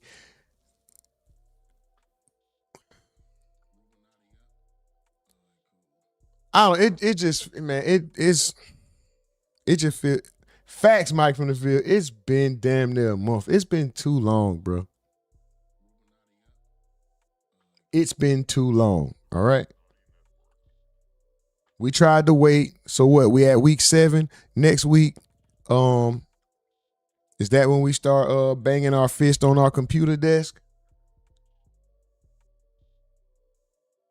Cause it's too long, bro. Sorry, Charles from TMZ. Shout out to you, but fuck what you talking about, bro. We want answers, bro. When I say we, I'm saying everybody at this point, because we have become invested in some sort, bro. Are we immediate family? No, but we are family. You know what I'm talking about? So we got to make sure that this shit don't go unanswered. We just want answers, bro. Like Pastor Troy said, we want some answers. We want some answers. But listen, even if y'all didn't start y'all day off good, finish great. If you didn't start out your best, you still go out there and do your best. Finish strong. Super duper salute to y'all. Right, it's going on 2 months. Right, I think I said it wrong. It's going on 2 months. We're about to be at the 8th week. But yeah, guys. I'll holler at y'all on Discord after the stream. We're gonna go ahead and get out of here, man. I thank y'all. Most aggravating chat in the game, most appreciated chat in the world. Like my bro said, I reserve the right to be wrong. That's on the room for human error. I will never set you out on purpose. And like I say, I identify as a multimillionaire. If they got a bathroom, they got to give us a cash register. Other than that, we out this month. Ruminati up. Let's go.